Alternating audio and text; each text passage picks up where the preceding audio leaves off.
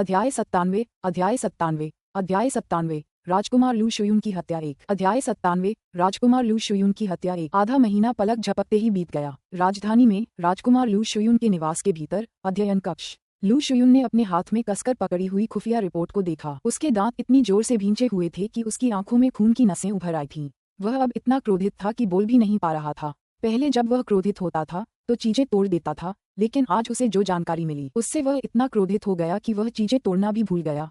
उसका शरीर कांप रहा था और उसके चेहरे पर ठंडे पसीने भी आने लगे थे। उसने कभी कल्पना भी नहीं की थी कि ब्लड मून टावर का टावर मास्टर, जो इतने सारे 9वीं श्रेणी के मार्शल आर्टिस्टों को एक निकम्मे राजकुमार की हत्या करने के लिए नेतृत्व कर रहा था, वास्तव में असफल हो गया था। ब्लड मून टावर का टावर मास्टर वास्तव में एक ग्रैंड मास्टर था। अगर नॉर्थ प्रिंस मैंशन में कोई मिस्टीरियस ग्रैंड मास्टर भी होता तो ब्लड मून टावर के टावर मास्टर के लिए उसे अपने कब्जे में लेना कोई समस्या नहीं होती। बेशक वांग किंगसी के विश्वासघात के मामले ने लू शुयून को और भी ज्यादा क्रोधित कर दिया। वांग किंगसी, एक हत्यारा जिसे वांग परिवार ने बचपन से पाला था, अब वास्तव में उत्तरी राजकुमार हवेली के प्रति अपनी निष्ठा बदल चुका था। लू शुयून ने अपने हाथों में मौजूद खुफिया रिपोर्ट को फाड़कर टुकड़े टुकड़े कर दिया और ठंडी हंसी के साथ कहा, अच्छा, बहुत अच्छा। इसमें कोई आश्चर्य की बात नहीं है कि उत्तरी राजकुमार का महल हर बार ब्लड मून टावर से होने वाले हत्या के हमलों से बच जाता है। लगता है कि कोई गद्दार था। मेरे प्यारे छोटे भाई, तुम सचमुच काबिल हो। तुमने उस हत्यारे को जीत लिया जिसे वांग परिवार ने बचपन से पाला पोसा था। मैंने सचमुच आपको कम आंका था। जैसे ही लू शुयून को अपना गुस्सा निकालने का कोई रास्ता नहीं मिला, अचानक उसे बाहर शोर सुनाई दिया। तभी एक नौकर घबराया हुआ अंदर आया और बोला, महाराज, कुछ भयानक घटना घटित हुई है। जब लू शुयून क्रोध से आग बबूला हो रहा था और अपना गुस्सा निकालने के लिए नौकर को जान से मारने ही वाला था, तभी उसने नौकर को कहते सुना, महाराज, आपको भाग जाना चाहिए। कुछ नकाबपोश हत्यारे अंदर घुस आए हैं और हमारे लोग उन्हें बिल्कुल भी नहीं रोक सकते। ये सुनकर लू शुयून क्षण भर के लिए स्तब्ध रह गई। नकाबपोश हत्यारे, राजधानी में किसी राजकुमार की हत्या करने की हिम्मत कौन करेगा? इस समय लू शुयून ने लू चेन को एक संभावना के रूप में भी नहीं देखा। आखिरकार लू चेन उत्तरी शहर में बहुत दूर था और उसके साथ केवल एक ही रहस्यमयी ग्रैंडमास्टर था। यह असंभव था कि वह उस रहस्यमयी ग्रैंडमास्टर को राजधानी शहर में हत्या करने के लिए भेजेगा। लू शुयून के मन में सबसे पहले उत्तराधिकार संघर्ष में शामिल अन्य राजकुमारों का ख्याल आया। उनकी मृत्यु के साथ ही उनका एक प्रतिद्वंद्वी कम हो जाएगा। लेकिन क्या कोई राजकुमार सचमुच राजधानी में किसी दूसरे राजकुमार की हत्या करने की हिम्मत करेगा? यदि कभी इसका पता चल गया तो सिंहासन के लिए दावेदारी का अधिकार खोने के अलावा उन्हें राजधानी शहर से निर्वासित भी किया जा सकता है। हालांकि अभी इन बातों के बारे में सोचने का समय नहीं था। हमलावर पहले ही अंदर घुस चुके थे और उसे चुपचाप छिपने की जगह ढूंढनी थी। सौभाग्यवश उसके निवास में कुछ भूमिगत मार्ग थे, इसलिए भागना बिल्कुल भी कोई समस्या नहीं थी। लू शुयून को अपनी मृत्यु का जरा भी डर नहीं था। इसके बाद लू शुयून अपने महल के भूमिगत मार्ग में दाखिल हुआ और उसका इस्तेमाल करके भाग निकला। अंत में हालांकि उन नकाबपोश हत्यारों ने राजकुमार लू शुयून के निवास में घुसपैठ की थी और उनके कई अधीनस्थों और कुछ मेहमानों को मार डाला था, लेकिन उन्हें राजकुमार का कोई सुराग नहीं मिला। बेशक राजकुमार लू शुयून शुरू से ही इन हत्यारों का निशाना नहीं थे। जब तक शाही रक्षक दल वहां पहुंचा तब तक नकाबपोश हत्यारे वहां से जा चुके थे। राजकुमार लू शुयून पर जानलेवा हमले की खबर राजधानी में तेजी से फैल गई। सुम सम्राट के सिंहासन पर बैठने के बाद से ऐसी जघन्य घटना शायद ही कभी घटी थी, सिवाय पिछली बार के जब चेन राष्ट्र के बचे हुए लोग सुम सम्राट की हत्या करने के प्रयास में शाही महल में घुस गए थे, जो कि बहुत कम ही होता था। दरअसल एक राजकुमार को उसके अपने ही महल में नकाबपोश हत्यारों के एक समूह द्वारा हत्या के लक्ष्य के रूप में निशाना बनाया गया था। जब सुम सम्राट को इस घटना के बारे में पता चला तो वह बेहद क्रोधित हुए। जब से वह सिंहासन पर बैठा था, शाही शहर में इस तरह की अशांति फैलाने का साहस कुछ ही लोगों ने किया था। पिछली बार जब चेन राष्ट्र के बचे हुए लोग शाही महल में दाखिल हुए थे तो उनका मुख्य उद्देश्य कुछ खास चीजें हासिल करना था और वे गलती से पहरेदारों की नजरों में आ गए थे। सुम सम्राट ने इस घटना को बड़ा चढ़ाकर पेश करते हुए दावा किया कि उन पर जानलेवा हमला हुआ था। फिर इसी को बहाना बनाकर उन्होंने ड्यूक मू परिवार को राजधानी से निर्वासित कर दिया। वह वास्तव में हत्या का प्रयास नहीं था, लेकिन ये समय अलग था। XXX इस अवसर पर हत्यारों ने राजकुमार लू शुयून के निवास के मुख्य द्वार से निडर होकर धावा बोल दिया। रास्ते में मिले हर किसी को मार डाला और सीधे राजकुमार लू शुयून के महल को खून से लथपथ कर दिया। ये स्पष्ट था कि हत्यारे कानूनविहीन थे और उन्होंने शाही सत्ता की पूरी तरह अवहेलना की थी। सम्राट की नाक के नीचे ऐसी घटना घटित हो रही थी। ऐसे में सुम सम्राट का क्रोधित न होना ही भला मायने रखता था। सुम सम्राट ने उसी रात आपराधिक न्याय मंत्रालय और शाही शहर की निषिद्ध सेना को आदेश दिया कि वे हत्यारों को तुरंत गिरफ्तार करें और एक भी व्यक्ति को भागने न दें। अगली सुबह जुआनजेंग हॉल। दिन की शुरुआत में ही अधिकारी जुआनजेंग हॉल में इंतजार करने के लिए पहुंच गए थे। उन सभी ने कल रात की घटना के बारे में सुना था और वे पूरी तरह से स्तब्ध थे। किसी ने भी यह अनुमान नहीं लगाया था कि हत्यारे राजकुमार लू शुयून के महल में खून खराबा करने की हिम्मत करेंगे। आखिरकार राजकुमार लू शुयून के महल की सुरक्षा एक ग्रैंडमास्टर और कई विशेषज्ञों द्वारा की जाती थी। उसी क्षण लू शुयून अपने थके हुए शरीर को घसीटते हुए जुआनजेंग हॉल में दाखिल हुआ। उसका चेहरा एकदम पीला पड़ गया था, रंगहीन हो गया था और ऐसा लग रहा था मानो उसकी आत्मा खो गई हो। लू शुयून को स्वयं देखते ही मंत्रीगण तुरंत उनके चारों ओर जमा हो गए। महामहिम, क्या आप ठीक हैं? महामहिम, क्या आपको चोट लगी है? महामहिम, वे बदमाश बेहद नीच हैं। उन्होंने आपके महल पर आक्रमण करने का साहस किया। मुझे विश्वास है कि महाराज उन बदमाशों को कभी नहीं छोड़ेंगे। अधिकारियों के स्नेहपूर्ण प्रश्नों को सुनकर लू शुयून ने कुछ नहीं कहा।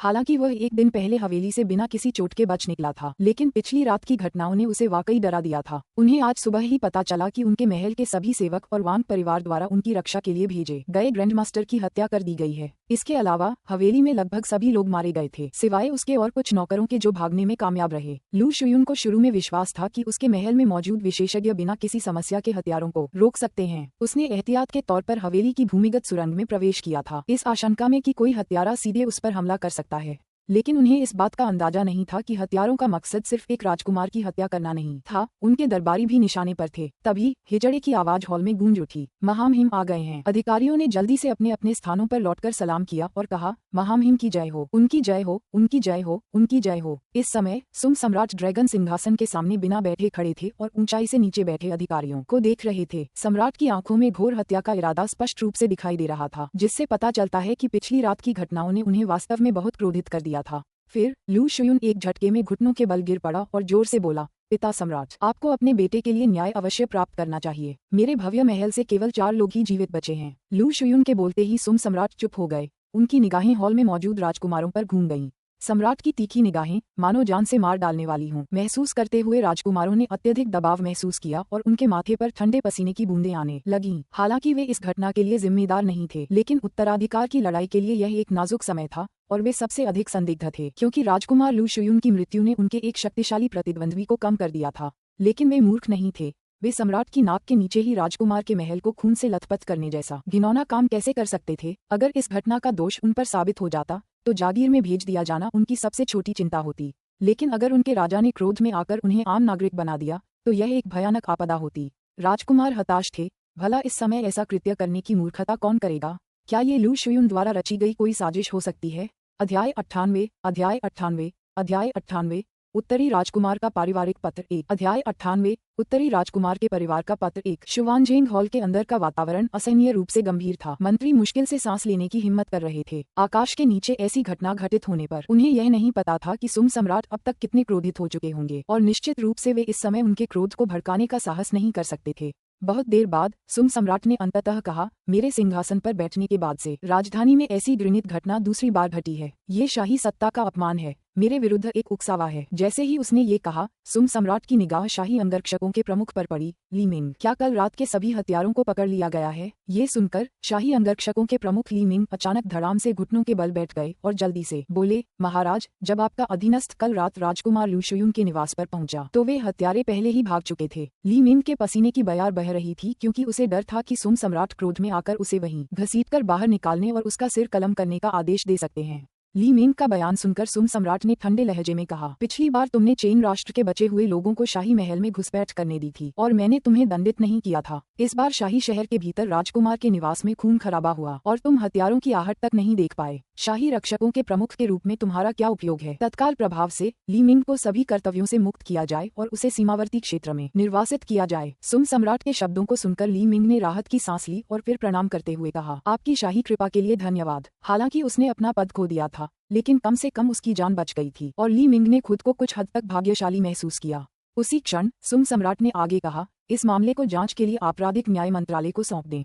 मुझे 3 दिनों के भीतर संतोषजनक उत्तर चाहिए। जैसे ही ये शब्द बोले गए, आपराधिक न्याय मंत्रालय के अधिकारी भय से कांपने लगे। यह ऐसा मामला नहीं था जिसकी वे जांच कर सकें, और न ही उन्होंने जांच करने की हिम्मत की। हत्यारों ने राजकुमार लू शुयून के निवास में घुसकर सीधे तौर पर नरसंहार किया, यहाँ तक कि उन्होंने ग्रैंडमास्टर को भी मार डाला। इससे संकेत मिलता है कि पिछली रात के हत्यारों में कम से कम एक ग्रैंडमास्टर शामिल था। एक ग्रैंडमास्टर को मार गिराने और एक राजकुमार के निवास पर बेखौफ होकर रक्तपात करने का साहस दिखाने के पीछे निश्चित रूप से कोई बड़ी शक्ति होनी चाहिए। ये किसी अन्य राजकुमार का काम भी हो सकता है। अगर उन्हें पता चल जाए कि यह किसी दूसरे राजकुमार ने किया है तो यह आपराधिक न्याय मंत्रालय के लिए एक बड़ा विवाद खड़ा कर देगा। संक्षेप में, मंत्रालय के पास किसी राजकुमार के अपराध का फैसला करने का कोई अधिकार या तरीका नहीं था। हालांकि वे जानते थे कि यह एक संवेदनशील मामला है, फिर भी आपराधिक न्याय मंत्रालय के अधिकारियों ने इनकार करने की हिम्मत नहीं की। सुम सम्राट के उग्र क्रोध को देखते हुए उन्हें डर था कि ऐसे समय में कुछ भी बोलने पर उनका सिर कलम कर दिया जाएगा। तब सुम सम्राट ने लू शुयून से कहा, क्यूई राजकुमार, उठो, मैं तुम्हारे लिए न्याय सुनिश्चित करूंगा। लू शुयून ने जल्दी से जवाब दिया, यह विनम्र पुत्र पिता सम्राट को धन्यवाद देता है। सुम सम्राट ने इस मामले पर अधिक विचार नहीं किया। यद्यपि यह घटना अत्यंत घृणित थी, हत्यारों को अभी तक पकड़ा नहीं गया था और उनके बारे में कोई जानकारी उपलब्ध नहीं थी। उनसे निपटने की रणनीति पर चर्चा करना अभी बहुत जल्दबाजी होगी। आज चर्चा के लिए अन्य विषय थे। इस समय सुम सम्राट ने राजस्व मंत्री की ओर रुख करते हुए कहा, मंत्री वांग, मैंने सुना है कि आप उत्तरी शहर की ओर जा रही सेना के लिए रसद रोक रहे हैं। क्या इसमें कोई सच्चाई है? राजस्व मंत्री वांग हाई ने तुरंत जवाब दिया, महामहिम, ऐसा नहीं है कि आपका सेवक सेना के राशन को रोकना चाहता है, बल्कि गृह मंत्रालय गंभीर रूप से घाटे में है। इतने कम समय में इतनी बड़ी रकम जुटाना काफी मुश्किल है। सुम सम्राट ने उदासीनता से उत्तर दिया, क्या आप ये कह रहे हैं कि यदि आप धन एकत्र नहीं कर सकते तो दरबार को बर्बर जनजाति का मुकाबला करने के लिए उत्तरी शहर में सेना नहीं भेजनी चाहिए? वांग हाई, क्या ऐसा हो सकता है कि तुमने बर्बर जनजाति के साथ मिली भगत की हो ताकि वे बिना किसी बाधा के सीधे राजधानी की ओर मार्च कर सकें और जानबूझकर सेना के प्रस्थान में देरी कर सकें? सुम सम्राट की बातें सुनकर वांग हाई का चेहरा पल भर में पीला पड़ गया। हालांकि वांग परिवार का बर्बर जनजाति से संबंध था, लेकिन उसने सुम सम्राट से इस विषय पर सीधे चर्चा करने की उम्मीद नहीं की थी। हालांकि सुम सम्राट पूछताछ करते हुए प्रतीत हो रहे थे। वांग हाई को यह एहसास होता रहा कि सम्राट को कुछ पता हो सकता है। वांग हाई तुरंत घुटनों के बल बैठ गया और बोला, महाराज, आपका सेवक सेना के लिए रसद सामग्री तैयार करने में पूरी लगन से लगा हुआ है। सुम सम्राट ने कठोर स्वर में कहा, यदि 3 दिनों के भीतर भी सेना उत्तर की ओर कूच नहीं कर पाती है तो आपको राजस्व मंत्री के रूप में सेवा करने की आवश्यकता नहीं रहेगी। सुम सम्राट के बोलने से ठीक पहले अचानक भव्य हॉल के प्रवेश द्वार से एक आवाज गूंजी, उत्तरी क्षेत्र से अत्यावश्यक समाचार। अगले ही क्षण एक रेड रिबन मैसेंजर तेजी से हॉल में दाखिल हुआ। लाल रिबन वाले संदेशवाहक को देखकर हॉल में मौजूद मंत्रियों के चेहरे बिगड़ गए। यदि वे उस समय रेड रिबन मैसेंजर का उपयोग कर रहे थे तो क्या इसका मतलब ये था कि बर्बर जनजाति पहले ही दक्षिण की ओर बढ़ना शुरू कर चुकी थी? शाही दरबार की सेना अभी भी भोजन और चारे की चिंता में डूबी हुई थी। तभी बर्बर जनजाति की घुड़सवार सेना दक्षिण की ओर बढ़ चुकी थी। वे उत्तरी शहर की रक्षा कैसे करते? क्या वे सचमुच उस निकम्मे राजकुमार पर भरोसा कर सकते थे? इस पर भरोसा मत करो। संभावना यही है कि निकम्मा राजकुमार बर्बर घुड़सवार सेना के यान काउंटी पहुंचने से पहले ही राजधानी वापस भाग जाएगा। इस समय लाल रिबन संदेशवाहक ने कहा, बर्बर जनजाति के उत्तरी राजा ने पहले ही आकाश भेड़िया राजा के दरबार में 1 लाख घुड़सवारों को इकट्ठा कर लिया है और वह दक्षिण की ओर बढ़ने ही वाला है। यह उत्तरी राजकुमार की ओर से युद्ध की रिपोर्ट है और इसके अतिरिक्त उत्तरी राजकुमार ने महामहिम को एक व्यक्तिगत पत्र भी भेजा है। ये सुनकर हॉल में मौजूद सभी लोग अचंभित रह गए। एक निजी पत्र? एक राजकुमार सम्राट को निजी पत्र लिख रहा है? ये पूरी तरह से अनुचित नहीं लग रहा था। हालांकि उत्तरी राजकुमार ने अपनी जागीर पर कब्जा कर लिया था, लेकिन आखिरकार वह सम्राट का पुत्र था और उनके बीच पिता पुत्र का संबंध था। हालांकि ग्रेट सम की स्थापना के बाद से ऐसा प्रतीत होता है कि किसी भी जागीरदार द्वारा सम्राट को व्यक्तिगत पत्र लिखने का कोई उदाहरण कभी नहीं मिला। वे हमेशा आधिकारिक ज्ञापन प्रस्तुत करते थे। सुम सम्राट के बगल में मौजूद हिजड़े ने जरा भी संकोच नहीं किया और तुरंत लाल रिबन वाले दूत के पास जाकर युद्ध रिपोर्ट और निजी पत्र दोनों को सुम सम्राट के समक्ष प्रस्तुत कर दिया। युद्ध रिपोर्ट और निजी पत्र प्राप्त होने के बाद सुम सम्राट ने सबसे पहले युद्ध रिपोर्ट का अध्ययन किया। रिपोर्ट में कोई खामी नहीं थी और उसमें उत्तरी राजकुमार ने उत्तरी शहर के लिए की गई व्यवस्थाओं का भी उल्लेख किया था। सुम सम्राट को सबसे ज्यादा हैरानी इस बात पर हुई कि लू चेन ने वास्तव में जली हुई धरती की रणनीति अपनाने की योजना बनाई थी, जिसके तहत वह यान काउंटी के उत्तर में रहने वाले सभी आम लोगों को दक्षिण की ओर ले जाएगा और फिर यान काउंटी में 3 लाख सैनिकों वाली बर्बर सेना का निर्णायक युद्ध लड़ने के लिए सेना का नेतृत्व करेगा। सुम सम्राट ने अपनी भौहें सिकोड़ी। आखिर यह किसकी रणनीति थी? उन्हें विश्वास नहीं था कि उनके निकम्मे बेटे में ऐसा करने की हिम्मत होगी। रणनीति कारगर हो या न हो, इसे आजमाने के लिए अपार साहस की आवश्यकता होगी। यान काउंटी में इस समय केवल 30,000 या अधिकतम 50,000 सैनिक थे। अकेले यान काउंटी के लिए बर्बर घुड़सवार सेना को रोकना आसान नहीं होगा। इसके अलावा इससे यान काउंटी बर्बर सेना द्वारा घेर ली जाएगी। वह अपने बेटे के स्वभाव को अच्छी तरह जानता था, भला वह कैसे अनजान रह सकता था? सुम सम्राट को इस बात पर पूरा संदेह था कि लू चेन खुद को खतरे में डालेगा। युद्ध रिपोर्ट पूरी करने के बाद सुम सम्राट ने लू चेन का निजी पत्र खोला। निजी पत्र की शुरुआत देखते ही सुम सम्राट ने ठंडी सी झुंझलाहट भरी सांस ली। उन्हें अच्छी तरह पता था कि लू चेन अचानक इतना साहसी नहीं हो सकता। असल में वह चाहता था कि सम्राट जल्द से जल्द उत्तरी शहर में अतिरिक्त सेना भेजें। पत्र में लू चेन के दयनीय और घृणित विलाप को देखकर सुम सम्राट का मन हुआ कि वे तुरंत पत्र को फाड़ दें। हालांकि उन्होंने अंततः खुद को रोका और पढ़ना जारी रखा। जब वह अंत तक पहुंचा तो उसका चेहरा तुरंत गंभीर हो गया। खासकर पाठ की अंतिम पंक्ति को देखने के बाद सुम सम्राट की भौहें तुरंत सिकुड़ गईं। उन्हें काफी समय से यह संदेह था कि बर्बर जनजाति का दक्षिण की ओर यह पलायन कुलीन परिवारों से जुड़ा हुआ है और इस बात का अनुमान लगाने के लिए किसी जांच की आवश्यकता नहीं थी। लेकिन उन्हें ठीक से यह नहीं पता था कि बर्बर जनजाति के साथ कौन मिलीभगत कर रहा है। लू चेन द्वारा निजी पत्र में उल्लिखित महान सुमियन मानक के हथियारों ने उनके संदेह की पुष्टि के अलावा और कुछ नहीं किया। सुम सम्राट के मन में वास्तव में जो बात आक्रोश का कारण बनी वह पत्र में राजकुमार लू शुयून का उल्लेख था। अध्याय 99। ऐसा प्रतीत होता है कि राजकुमार लू चेन के साथ एक गुरु है। अध्याय 99। ऐसा प्रतीत होता है कि राजकुमार लू चेन के साथ एक गुरु हैं। सुम सम्राट के चेहरे पर बढ़ते हुए विकृत भावों को देखकर विशाल हॉल के भीतर मौजूद दरबारी मंत्री यह जानने के लिए बहुत उत्सुक थे कि उत्तरी राजकुमार ने अपने पारिवारिक पत्र में ऐसा क्या लिखा था जिससे सुम सम्राट इतने क्रोधित दिखाई दे रहे थे। क्या राजकुमार लू शुयून के निवास पर हुए रक्तपात ने सुम सम्राट को इतना क्रोधित नहीं किया था? पारिवारिक पत्र की विषय वस्तु समाप्त करने के बाद सुम सम्राट ने सीधे अपनी आस्तीन झटक दी और फिर ठंडे स्वर में 2 शब्द कहे, दरबार समाप्त, और सीधे बड़े हॉल से चले गए। विशाल सभागार में मौजूद दरबारी मंत्री सभी अचंभित थे। उन्हें समझ नहीं आ रहा था कि क्या हुआ है। क्या अदालत को यूं ही बर्खास्त कर दिया गया? सुम सम्राट ने उत्तरी भूमि से प्राप्त सैन्य रिपोर्टों का उल्लेख तक नहीं किया था, है ना? इसके अलावा इस बार उनके अध्ययन कक्ष में सैन्य मामलों पर चर्चा करने के लिए कोई नहीं आया था। इससे मंत्रियों की जिज्ञासा उत्तरी राजकुमार के पत्र के बारे में और भी बढ़ गई। उस पत्र में आखिर ऐसा क्या लिखा था जिसके कारण सुम सम्राट क्रोधित होकर महल छोड़कर चले गए? कुछ देर बाद शाही उद्यान। सुम सम्राट शाही उद्यान में आए और उन्होंने सीधे सैन्य रिपोर्ट और लू चेन के परिवार का पत्र राज्य के उपदेशक सिटुसे को सौंप दिया। सिटुसे ने सैन्य रिपोर्ट पर एक नजर डाली, फिर लू चेन के पारिवारिक पत्र को ध्यान से देखा और उनका चेहरा तुरंत अधिक गंभीर हो गया। काफी देर बाद सिटुसे ने आखिरकार कहा, महाराज, ऐसा लगता है कि यह पारिवारिक पत्र सैन्य रिपोर्ट से अधिक महत्वपूर्ण है। ये बिल्कुल स्पष्ट है कि उत्तरी राजकुमार ने ये सैन्य रिपोर्ट केवल इसलिए लिखी ताकि वह लाल रिबन संदेशवाहक के माध्यम से यह पारिवारिक पत्र भेज सके। हालांकि पारिवारिक पत्र की सामग्री से ऐसा प्रतीत होता है कि उत्तरी राजकुमार केवल एक निकम्मा काया है जो केवल बर्बर जनजाति से बचाव के लिए दरबार से सेना भेजने की इच्छा रखता है। लेकिन पारिवारिक पत्र में उल्लिखित 2 प्रमुख बिंदुओं को उत्तरी राजकुमार ने पूरी तरह से स्पष्ट कर दिया था। पहला बिंदु ये था कि बर्बर जनजाति के पास ग्रेट सम मानक के हथियार और उपकरण पाए गए थे, और दूसरा बिंदु ये था कि राजकुमार लू शुयून का व्यापारी कारवां उत्तरी शहर में दिखाई दिया था। उत्तरी भूमि में ग्रेट सम हथियारों की उपस्थिति यह साबित करती है कि ग्रेट सम के भीतर गद्दार जरूर मौजूद हैं, और उत्तरी शहर इतना गरीब होने के कारण राजकुमार लू शुयून के व्यापारी कारवां का वहां व्यापार करने जाना ये दर्शाता है कि राजकुमार लू शुयून को कुछ समस्याएं हो सकती हैं। उत्तरी राजकुमार के परिवार के पत्र में राजकुमार लू शुयून को राष्ट्र के गद्दार के रूप में सीधे तौर पर नामित करने से बस थोड़ा ही बचा था। ये बिल्कुल स्पष्ट है कि उत्तरी राजकुमार का इरादा पारिवारिक पत्र में केवल अपनी स्थिति के बारे में शिकायत करना नहीं था। सितुसे की बातें सुनकर सुम सम्राट ने अपने हाथ पीठ के पीछे रखकर कमल के तालाब की ओर देखा और एक पल के लिए चुप हो गए। मुझे विश्वास नहीं होता कि चेन ऐसी साजिश रचने में सक्षम है। जब लू चेन राजधानी में था तब वह हमेशा एक अज्ञानी सुखवादी व्यक्ति के रूप में प्रतीत होता था। नॉर्थ सिटी जाने के बाद भी उन्होंने औपचारिक मामलों की उपेक्षा करना जारी रखा और अपना पूरा दिन अपने राजकुमार के महल में भोग विलास में व्यतीत किया। सुम सम्राट को विश्वास नहीं हुआ कि लू चेन को अचानक ज्ञान प्राप्त हुआ और उसने इस तरीके का इस्तेमाल करके उन्हें याद दिलाया कि दरबार में गद्दार मौजूद हैं। बेशक ये पारिवारिक पत्र वास्तव में ऐसे उद्देश्य की पूर्ति कर सकता है, लेकिन यह निश्चित रूप से स्वयं लू चेन द्वारा नहीं लिखा गया था, या यूं कहें कि यह किसी और के मार्गदर्शन में लिखा गया था। इस समय सिटुसे ने विलाप करते हुए कहा, महाराज, ऐसा लगता है कि राजकुमार लू चेन के साथ बुद्धिमान लोग हैं। इस तथ्य से कि महामहिम बर्बर जनजाति के शाही दरबार की गतिविधियों को समझने में सक्षम थे, ये स्पष्ट है कि राजकुमार लू चेन के पास निश्चित रूप से एक खुफिया संगठन होना चाहिए। अन्यथा बर्बर जनजाति की सभी चालें राजकुमार लू चेन के हाथों में होना असंभव हो जाएगा।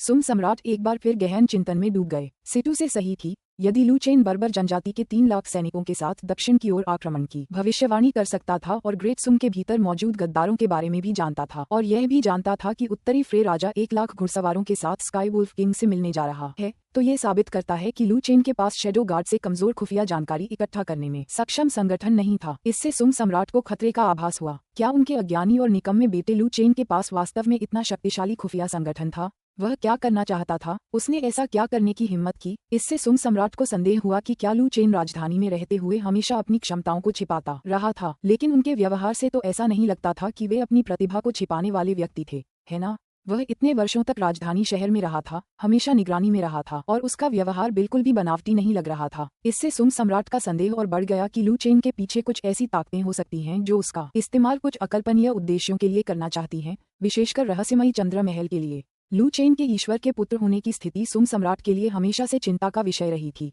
उसी क्षण शैडो गार्ड कमांडर सुम सम्राट के पीछे प्रकट हुआ और बोला, महाराज, कमांडर बाई की ओर से एक गुप्त रिपोर्ट है। ये सुनकर सुम सम्राट तुरंत मुड़ा और शैडो गार्ड कमांडर के हाथों से गुप्त रिपोर्ट लेकर उसे खोला।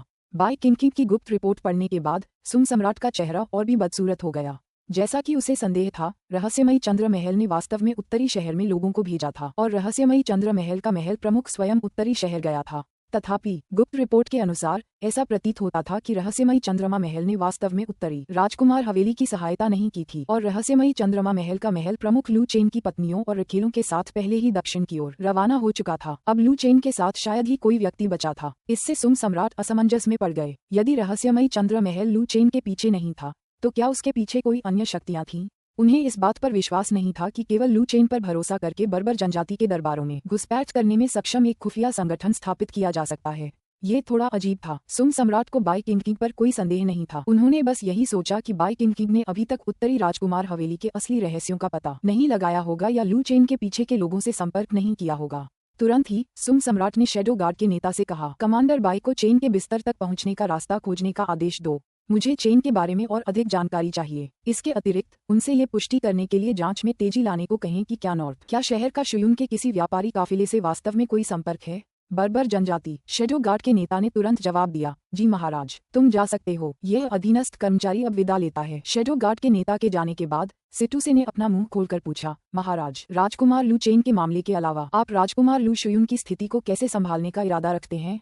सुम सम्राट ने उदासीनता से उत्तर दिया, मुझे विश्वास नहीं होता कि वह ये काम अकेले कर सकता था। उसके पीछे निश्चित रूप से किसी कुलीन परिवार का हाथ रहा होगा। नॉर्थ सिटी का मामला सुलझ जाने और शैडो गार्ड द्वारा पर्याप्त सबूत इकट्ठा कर लेने के बाद उन परजीवियों से निपटने का समय आएगा। उत्तरी भूमि, स्काई वुल्फ किंग का दरबार। एक बूढ़ा व्यक्ति जिसने पूरी तरह से जानवरों की खाल पहन रखी थी और जिसकी त्वचा झुर्रियों से भरी थी, Sky Wolf King Xiao Hongbo के साथ शराब पीते हुए मौज मस्ती कर रहा था। उसी क्षण जियाओ होंगबो ने अपने बगल में खड़े एक दास से कहा, जाओ, राजकुमारी को यहाँ बुलाओ। दास तुरंत उठा और शाही तंबू से बाहर निकल गया। उसी समय जियाओ वेन्याओ घास के मैदानों में एक ऊंचे स्थान पर थी और उत्तर शहर की दिशा में देख रही थी। कुछ ही देर बाद जो दास पहले शियाओ होंगबो के साथ था वह शियाओ वेन्याओ के पीछे आकर बोला, राजकुमारी, महान राजा आपको शाही तंबू में बुला रहे हैं। ये सुनकर शियाओ वेन्याओ का चेहरा तुरंत पीला पड़ गया। वह निश्चित रूप से जानती थी कि उसके पिता उसे शाही तंबू में क्यों बुला रहे थे। यह उत्तरी फ्री के राजा की सेवा करने, शराब परोसने और उनकी सेवा करने के लिए था। कुछ दिन पहले जियाओ वेन्याओ ने नॉर्थ फ्रे किंग को देखा था और उसकी बदसूरत शक्ल को छोड़ दे तो उसके पूरे शरीर में फैली दुर्गंध ने जियाओ वेन्याओ को लगभग उल्टी करवा दी थी। हालांकि वे दोनों घास के मैदानों में रहते थे, लेकिन उनकी स्काई वुल्फ जनजाति हमेशा स्वच्छता को महत्व देती थी। इसके विपरीत नॉर्थ फ्रे किंग ने अपने जीवन में कभी स्नान नहीं किया था। शियाओ वेन्याओ ने तुरंत जवाब दिया, मैं जाने से इनकार करती हूँ। वापस जाओ और मेरे पिताजी को बताओ कि मेरी तबीयत ठीक नहीं है। ये सुनकर दास ने जल्दी से कहा, राजकुमारी, कृपया मेरे लिए मुश्किलें न खड़ी करें। अगर आप नहीं जाएंगी तो महान राजा निश्चित रूप से मुझे मार डालेंगे। बर्बर जनजाति में गुलामों का कोई दर्जा नहीं था, उन्हें मनमर्जी से मारा जा सकता था। हालांकि जियाओ वेन्याओ को उस दासी पर थोड़ी दया आई, फिर भी उसने जिद की, मैं नहीं जा रही। ये सब कहने के बाद जियाओ वेन्याओ मुड़कर जाने के लिए तैयार थी।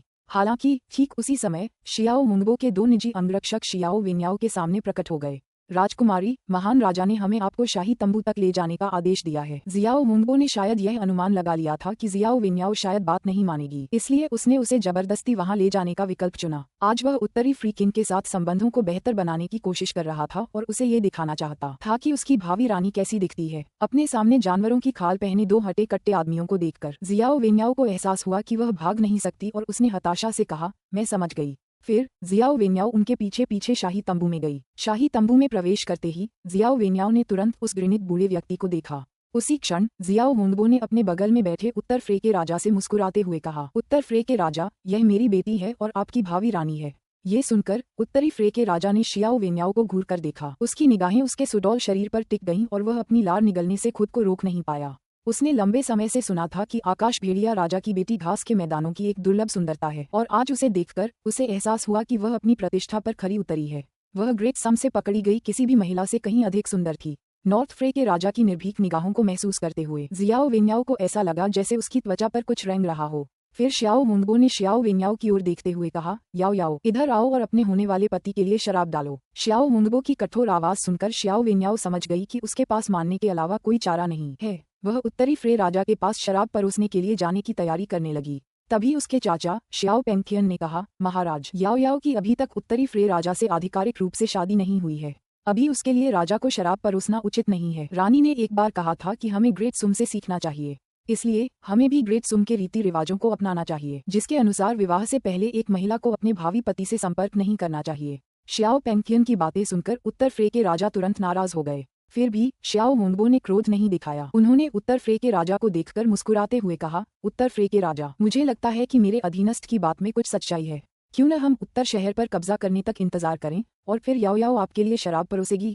जब श्याओ मुंगबो ने यह बात कही तो उत्तर फ्रे के राजा ने केवल इतना ही कहा, ठीक है, जिस दिन मेरी रानी मुझसे शादी करेगी मैं उसके साथ दिल खोलकर शराब पीऊंगा। ये कहते हुए उत्तरी फ्री के राजा ने कामुक निगाहों से शियाओ वेन्याओ के शरीर को घूरा और अपने होंठ चाटे। अध्याय 100 मुझे आकाश भेड़िया राजा की बेटी किसने बनाया। अध्याय 100 मुझे आकाश भेड़िया राजा की पुत्री किसने बनाया।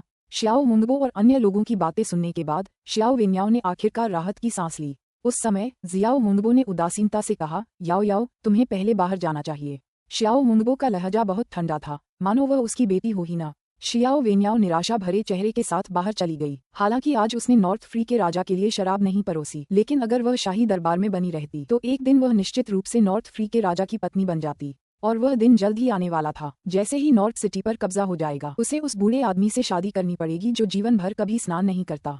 ये सोचकर जियाओ वेन्याओ को अपने दिल में एक असहनीय पीड़ा महसूस हुई। शियाओ वेन्याओ के शाही तंबू से निकलने के कुछ ही समय बाद शियाओ पेंगथियन भी उसके पीछे पीछे बाहर निकल गया। खोई हुई और निराश शियाओ वेन्याओ को देखकर शियाओ पेंगथियन तुरंत उसके पास गया और चिंता से पूछा, याओ याओ क्या तुम ठीक हो। जियाओ वेन्याओ ने जियाओ पेंगथियन पर कोई ध्यान नहीं दिया और सीधे दूर स्थित घास के मैदानों की ओर चल पड़ी। शियाओ वेन्याओ को इस हालत में देखकर शियाओ पेंगथियन ने गहरी सांस ली और फिर कहा, याओ याओ तुम्हारे चाचा ने अपनी तरफ से हर संभव कोशिश की है। तभी जियाओ वेन्याओ बोली, चाचा जी मैं आपको दोष नहीं देती, मुझे आकाश भेड़िया राजा की बेटी किसने बनाया। जैसे जैसे शियाओ वेन्याओ बोलती गई उसका दुख बढ़ता गया और बोलते बोलते वह वू वू वू की आवाज के साथ रोने लगी। शाओ वेन्याओ को इतना दुखी होकर रोते देख शाओ पेंगथियन ने आह भरी। हालांकि आकाश भेड़िया राजा के कबीले में उसका कुछ रुतबा था, फिर भी वह शाओ मुंगबो का मन नहीं बदल सकता था। आखिर कबीले पर अभी भी आकाश भेड़िया राजा का ही राज था। उसी क्षण सिसकती हुई शियाओ वेन्याओ को अचानक कुछ याद आया और फिर रोते हुए उसने पूछा, चाचा क्या मेरे पिता ने सचमुच मेरी माँ को मार डाला। पहले तो जब शियाओ वेन्याओ ने शियाओ पेंगथियन को ये कहते सुना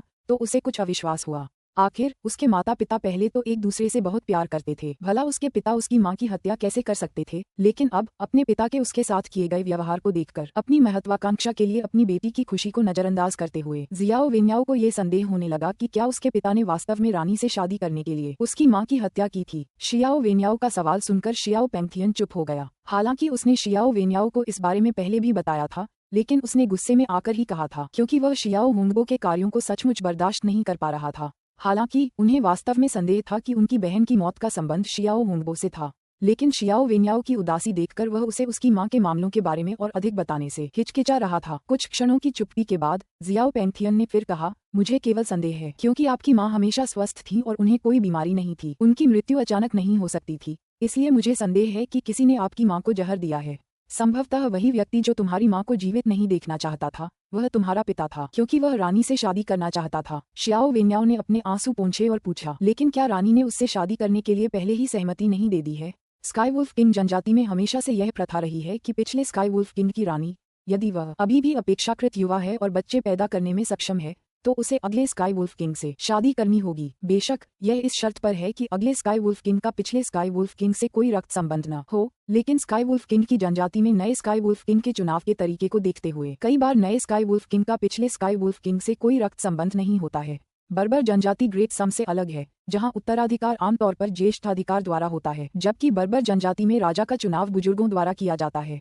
इसलिए यह जरूरी नहीं है कि पिछले स्काई वुल्फ किंग के बच्चे ही अगले स्काई वुल्फ किंग बने। हालांकि आमतौर पर पिछले स्काई वुल्फ किंग के बच्चे ही अगले बनते हैं, क्योंकि बर्बर जनजाति में बड़ों के चुनाव में उन्हें बहुत बड़ा फायदा होता है।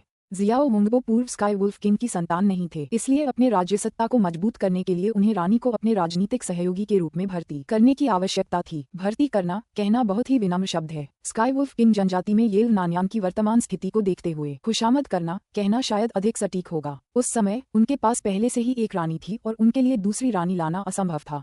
रिवाज के अनुसार येल नान्यान ज्यादा से ज्यादा उनकी पत्नी बन सकती थी, लेकिन स्काई वुल्फ किंग जनजाति में येल नान्यान की इतनी अपार शक्ति और उच्च प्रतिष्ठा को देखते हुए वह केवल उसकी पत्नी बनकर कैसे संतुष्ट हो सकती थी। रानी के रूप में उसकी स्थिति को अनिवार्य रूप से संरक्षित किया जाना था। अब केवल एक ही उपाय बचा था और वह था शियाओ वेन्याओ की मां को पद से हटाना। हालांकि उन्हें सीधे पद से हटाने से कुछ असंतोष पैदा हो सकता था, विशेष रूप से शियाओ वेन्याओ की मां के वंश के लोगों में, जिनमें शियाओ पेंगथियन भी शामिल थे। चूंकि उसे सीधे पद से हटाना संभव नहीं था, इसलिए उन्होंने शियाओ वेन्याओ की मां को ही मार डालने का फैसला किया। इस तरह शियाओ मुंगबो एक सम्मानजनक और वैध रानी से दोबारा शादी कर सकता था। बेशक ये फिलहाल केवल जियाओ पेंगथियन का अनुमान था, उन्हें अभी तक इससे संबंधित कोई सबूत नहीं मिला था। शियाओ वेन्याओ की बातें सुनकर शियाओ पेंगथियन ने आह भरी और फिर कहा, याओ याओ, क्या तुम भूल गई हो कि रानी ने तुम्हारी माँ की मृत्यु के बाद ही तुम्हारे पिता से शादी करने के लिए सहमति दी थी। जब शियाओ पेंगथियन ने ऐसा कहा तो शियाओ वेन्याओ पूरी तरह से स्तब्ध रह गई। कुछ देर बाद जियाओ वेन्याओ ने आगे कहा, चाचा जी, क्या ऐसा हो सकता है कि रानी ने मेरी माँ की हत्या की हो? जियाओ पेंगथियन ने जियाओ वेन्याओ के प्रश्न का तुरंत उत्तर नहीं दिया। अगर मकसद पर गौर किया जाए तो येल नान्यान के पास शियाओ वेन्याओ की मां की हत्या करने की क्षमता हो सकती थी, क्योंकि रानी बनने के लिए मौजूदा रानी को पद से हटाना या उसकी मृत्यु होना जरूरी था। उस समय की परिस्थितियों को देखते हुए उसे पद से हटाना संभव नहीं था। ऐसे में अचानक मृत्यु ही एकमात्र विकल्प बचता था। हालांकि जियाओ पेंगथियन का मानना था कि येल नान्यान को अपनी प्रतिष्ठा बनाए रखने के लिए जियाओ हुंगबो से शादी करने की जरूरत नहीं थी, क्योंकि उन्हें स्काई वुल्फ किंग जनजाति के सभी बुजुर्गों का समर्थन पहले ही मिल चुका था। अगर येल नान्यान ने उस समय स्काई वुल्फ किंग से शादी करने से इनकार भी कर दिया होता तो भी बुजुर्गों को कोई आपत्ति नहीं होती। इसके अलावा जनजाति के प्रति उनके योगदान को देखते हुए यदि वह शियाओ हुंगबो से शादी नहीं करना चाहती तो इस मामले में किसी को कोई दखल देने का अधिकार नहीं होगा। इसलिए येल नान्यान का समर्थन प्राप्त करने के लिए जियाओ हुंगबो को जियाओ वेन्याओ की मां को रानी के पद से हटाना पड़ा और येल नान्यान को स्काई वुल्फ किंग जनजाति में अपनी शक्ति बनाए रखने के लिए केवल बुजुर्गों के साथ अच्छे संबंध बनाए रखने की आवश्यकता थी। साथ ही जनजाति में अपने महत्वपूर्ण प्रभाव के कारण उसे जियाओ हुंगबो से शादी करने की बिल्कुल भी आवश्यकता नहीं थी। सबसे अहम बात ये थी कि शुरुआत में शियाओ हुंगबो ने ही सक्रिय रूप से येल नान्यान से शादी का प्रस्ताव रखा था और उसे अपनी रानी बनाना चाहता था, जिससे शियाओ पेंगथियन के संदेह की और पुष्टि हुई। ये देखकर कि शियाओ पेंगथियन ने उसके प्रश्न का उत्तर नहीं दिया, शियाओ वेन्याओ को लगा कि वह अपने मन में उत्तर जानती है। रानी बचपन से ही उसके प्रति बहुत दयालु थी और उसे अपनी बेटी की तरह मानती थी। शियाओ वेन्याओ को ये बात अच्छी तरह से पता थी कि रानी दुष्ट स्त्री नहीं थी। इसके अलावा उसकी माँ और रानी के बीच हमेशा से अच्छे संबंध रहे थे। कहा जाता है कि जब रानी पहली बार स्काई वुल्फ किंग जनजाति में आई थी तब वह एक भोली भाली युवती मात्र थी और उसकी माँ ने रानी की देखभाल एक बहन की तरह की थी। रानी इतनी जल्दी स्काई वुल्फ किंग जनजाति में अपनी स्थिति मजबूत करने में सक्षम हो गई थी और इसका एक बड़ा श्रेय उसकी मां को जाता है। इसलिए जियाओ वेन्याओ को यह विश्वास करना मुश्किल लग रहा था कि रानी अपनी मां को नुकसान पहुंचाने जैसा काम करेगी। अगर वाकई इसके लिए रानी ही जिम्मेदार थी तो जियाओ वेन्याओ के पास कहने के लिए कुछ नहीं था। खैर, फिलहाल सबसे ज्यादा शक सिर्फ दो लोगों पर था, उसके पिता और रानी पर। बेशक ये भी संभव था कि उसकी माँ की अचानक किसी बीमारी से मौत हो गई हो, लेकिन अब इन सब बातों का कोई महत्व नहीं रह गया था। उसकी शादी नॉर्थ फ्री किंग जनजाति में होने वाली थी और वह जीवन भर यह नहीं जान पाएगी कि उसकी मां की हत्या किसने की थी, और अगर उसे पता भी होता तो भी वह कुछ नहीं बदल सकती थी। उसकी मां मर चुकी थी और उसे वापस जीवित नहीं किया जा सकता था। ये सोचकर जियाओ वेन्याओ एक बार फिर फूट फूट कर रोने लगी। याओ याओ को इतना रोते देख जियाओ पेंगथियन बहुत दुखी हुआ। अचानक उसे कुछ सूझा और फिर फुसफुसाते हुए बोला, याओ याओ, तुम्हारे चाचा ने एक ऐसा उपाय सोचा है जिससे तुम्हारी शादी उत्तर फ्रे के राजा से नहीं हो पाएगी, लेकिन मुझे नहीं पता कि तुम इसके लिए तैयार हो या नहीं। ये सुनकर शियाओ वेन्याओ का रोना अचानक रुक गया। उसने तुरंत पूछा, अंकल, आप किस बारे में बात कर रहे हैं? शियाओ पेंगथियन ने शियाओ वेन्याओ के कान में फुसफुसाते हुए कहा, तुम्हारे पिता द्वारा उत्तरी शहर पर विजय प्राप्त करने के बाद तुम चुपचाप ग्रेट सुम में जाकर रहना और फिर कभी घास के मैदानों में वापस मत लौटना। ये सुनकर जियाओ वेन्याओ अचंभित रह गई। खंड 2 अध्याय 101 अध्याय 101 अध्याय 101 वू युआन, क्या मेरी पहचान उजागर हो गई है? _1 अध्याय 101 अध्याय 101 वू युआन, क्या मेरी पहचान उजागर हो गई है? _1 अनुवादक 54,90,90,339। शियाओ वेन्याओ को शियाओ पेंगथियन द्वारा उत्तरी फ्रे के राजा से विवाह से बचने के लिए सुझाया गया तरीका कुछ हद तक व्यवहारिक प्रतीत हुआ, हालांकि एक गंभीर समस्या थी। असल बात ये थी कि वह घास के मैदानों में पली बड़ी थी और कभी ग्रेट सम नहीं गई थी, न ही कभी वहां रही थी। अगर वह अकेले ग्रेट सम जाती तो वह कैसे जीवित रहती? हालांकि वह कमजोर महिला नहीं थी, उसका क्षेत्र छठे स्तर तक पहुंच चुका था, जिससे उसे अपनी रक्षा करने की एक निश्चित क्षमता प्राप्त थी। आखिरकार वह बर्बर जनजाति की एक व्यक्ति थी जो ग्रेट सुम के लोगों से काफी अलग थी। ये संभव था कि ग्रेट सम पहुंचने पर उसे बर्बर जनजाति के सदस्य के रूप में तुरंत पहचान लिया जाएगा। उस समय ग्रेट सम में रहना शायद इतना आसान नहीं होता। जब शियाओ वेन्याओ ने कुछ नहीं कहा तो शियाओ पेंगथियन ने आगे कहा, उत्तरी शहर पहुंचते ही ग्रेट सम में प्रवेश करना बहुत आसान हो जाएगा। फिर आप वू युआन के व्यापारी काफिले के साथ ग्रेट सम भाग सकते हैं। लेकिन एक बार जब आप ग्रेट सम पहुंच जाएं, तो आपको अपना व्यवहार और बोलने का लहजा बदलना होगा। आपको किसी को भी यह पता नहीं चलने देना चाहिए कि आप घास के मैदानों से आए हैं, अन्यथा वे आपको बर्बर जनजाति का जासूस समझेंगे। जियाओ पेंगथियन को इस बात की भी चिंता थी कि ग्रेट सुम जाने के बाद जियाओ वेन्याओ शायद जीवित न रह पाए। हालांकि जियाओ वेन्याओ बचपन से ही घास के मैदानों में रहती थी, लेकिन उसका जीवन ग्रेट सुम के कुलीन परिवारों की बेटियों के जीवन से बहुत ही निम्न स्तर का नहीं था। इसके अलावा उसके पास हर काम करने के लिए बहुत सारे गुलाम थे। ग्रेट सम पहुंचने के बाद उसकी स्थिति निश्चित रूप से उतनी अच्छी नहीं होगी जितनी अभी है। न सिर्फ उसे ऐसा बर्ताव नहीं मिलेगा बल्कि उसे ग्रेट सम के लोगों द्वारा उसकी पहचान उजागर होने से भी लगातार सावधान रहना होगा। शायद ग्रेट सम जाने के बाद उसे इधर उधर छिपना और भागना पड़े। बेशक अगर वह नॉर्थ फ्री के राजा से शादी न करने पर अड़ी हुई थी तो ग्रेट सम भाग जाना ही उसका एकमात्र विकल्प था। अब शियाओ वेन्याओ को अपना फैसला खुद लेना था। इस समय जियाओ पेंथियन ने जियाओ वेन्याओ की ओर देखकर पूछा, याओ याओ, तुम्हारे पास इस बारे में सोचने के लिए लगभग 1 महीना है। अगर तुमने फैसला कर लिया है तो मुझे बता देना और मैं तुम्हारे लिए इसका इंतजाम करने का तरीका ढूंढ लूंगा। लेकिन आपको इस पर अच्छी तरह सोच विचार करना होगा। एक बार जब आप ग्रेट सम जाने का फैसला कर लेते हैं तो फिर पीछे मुड़ने का कोई रास्ता नहीं होता।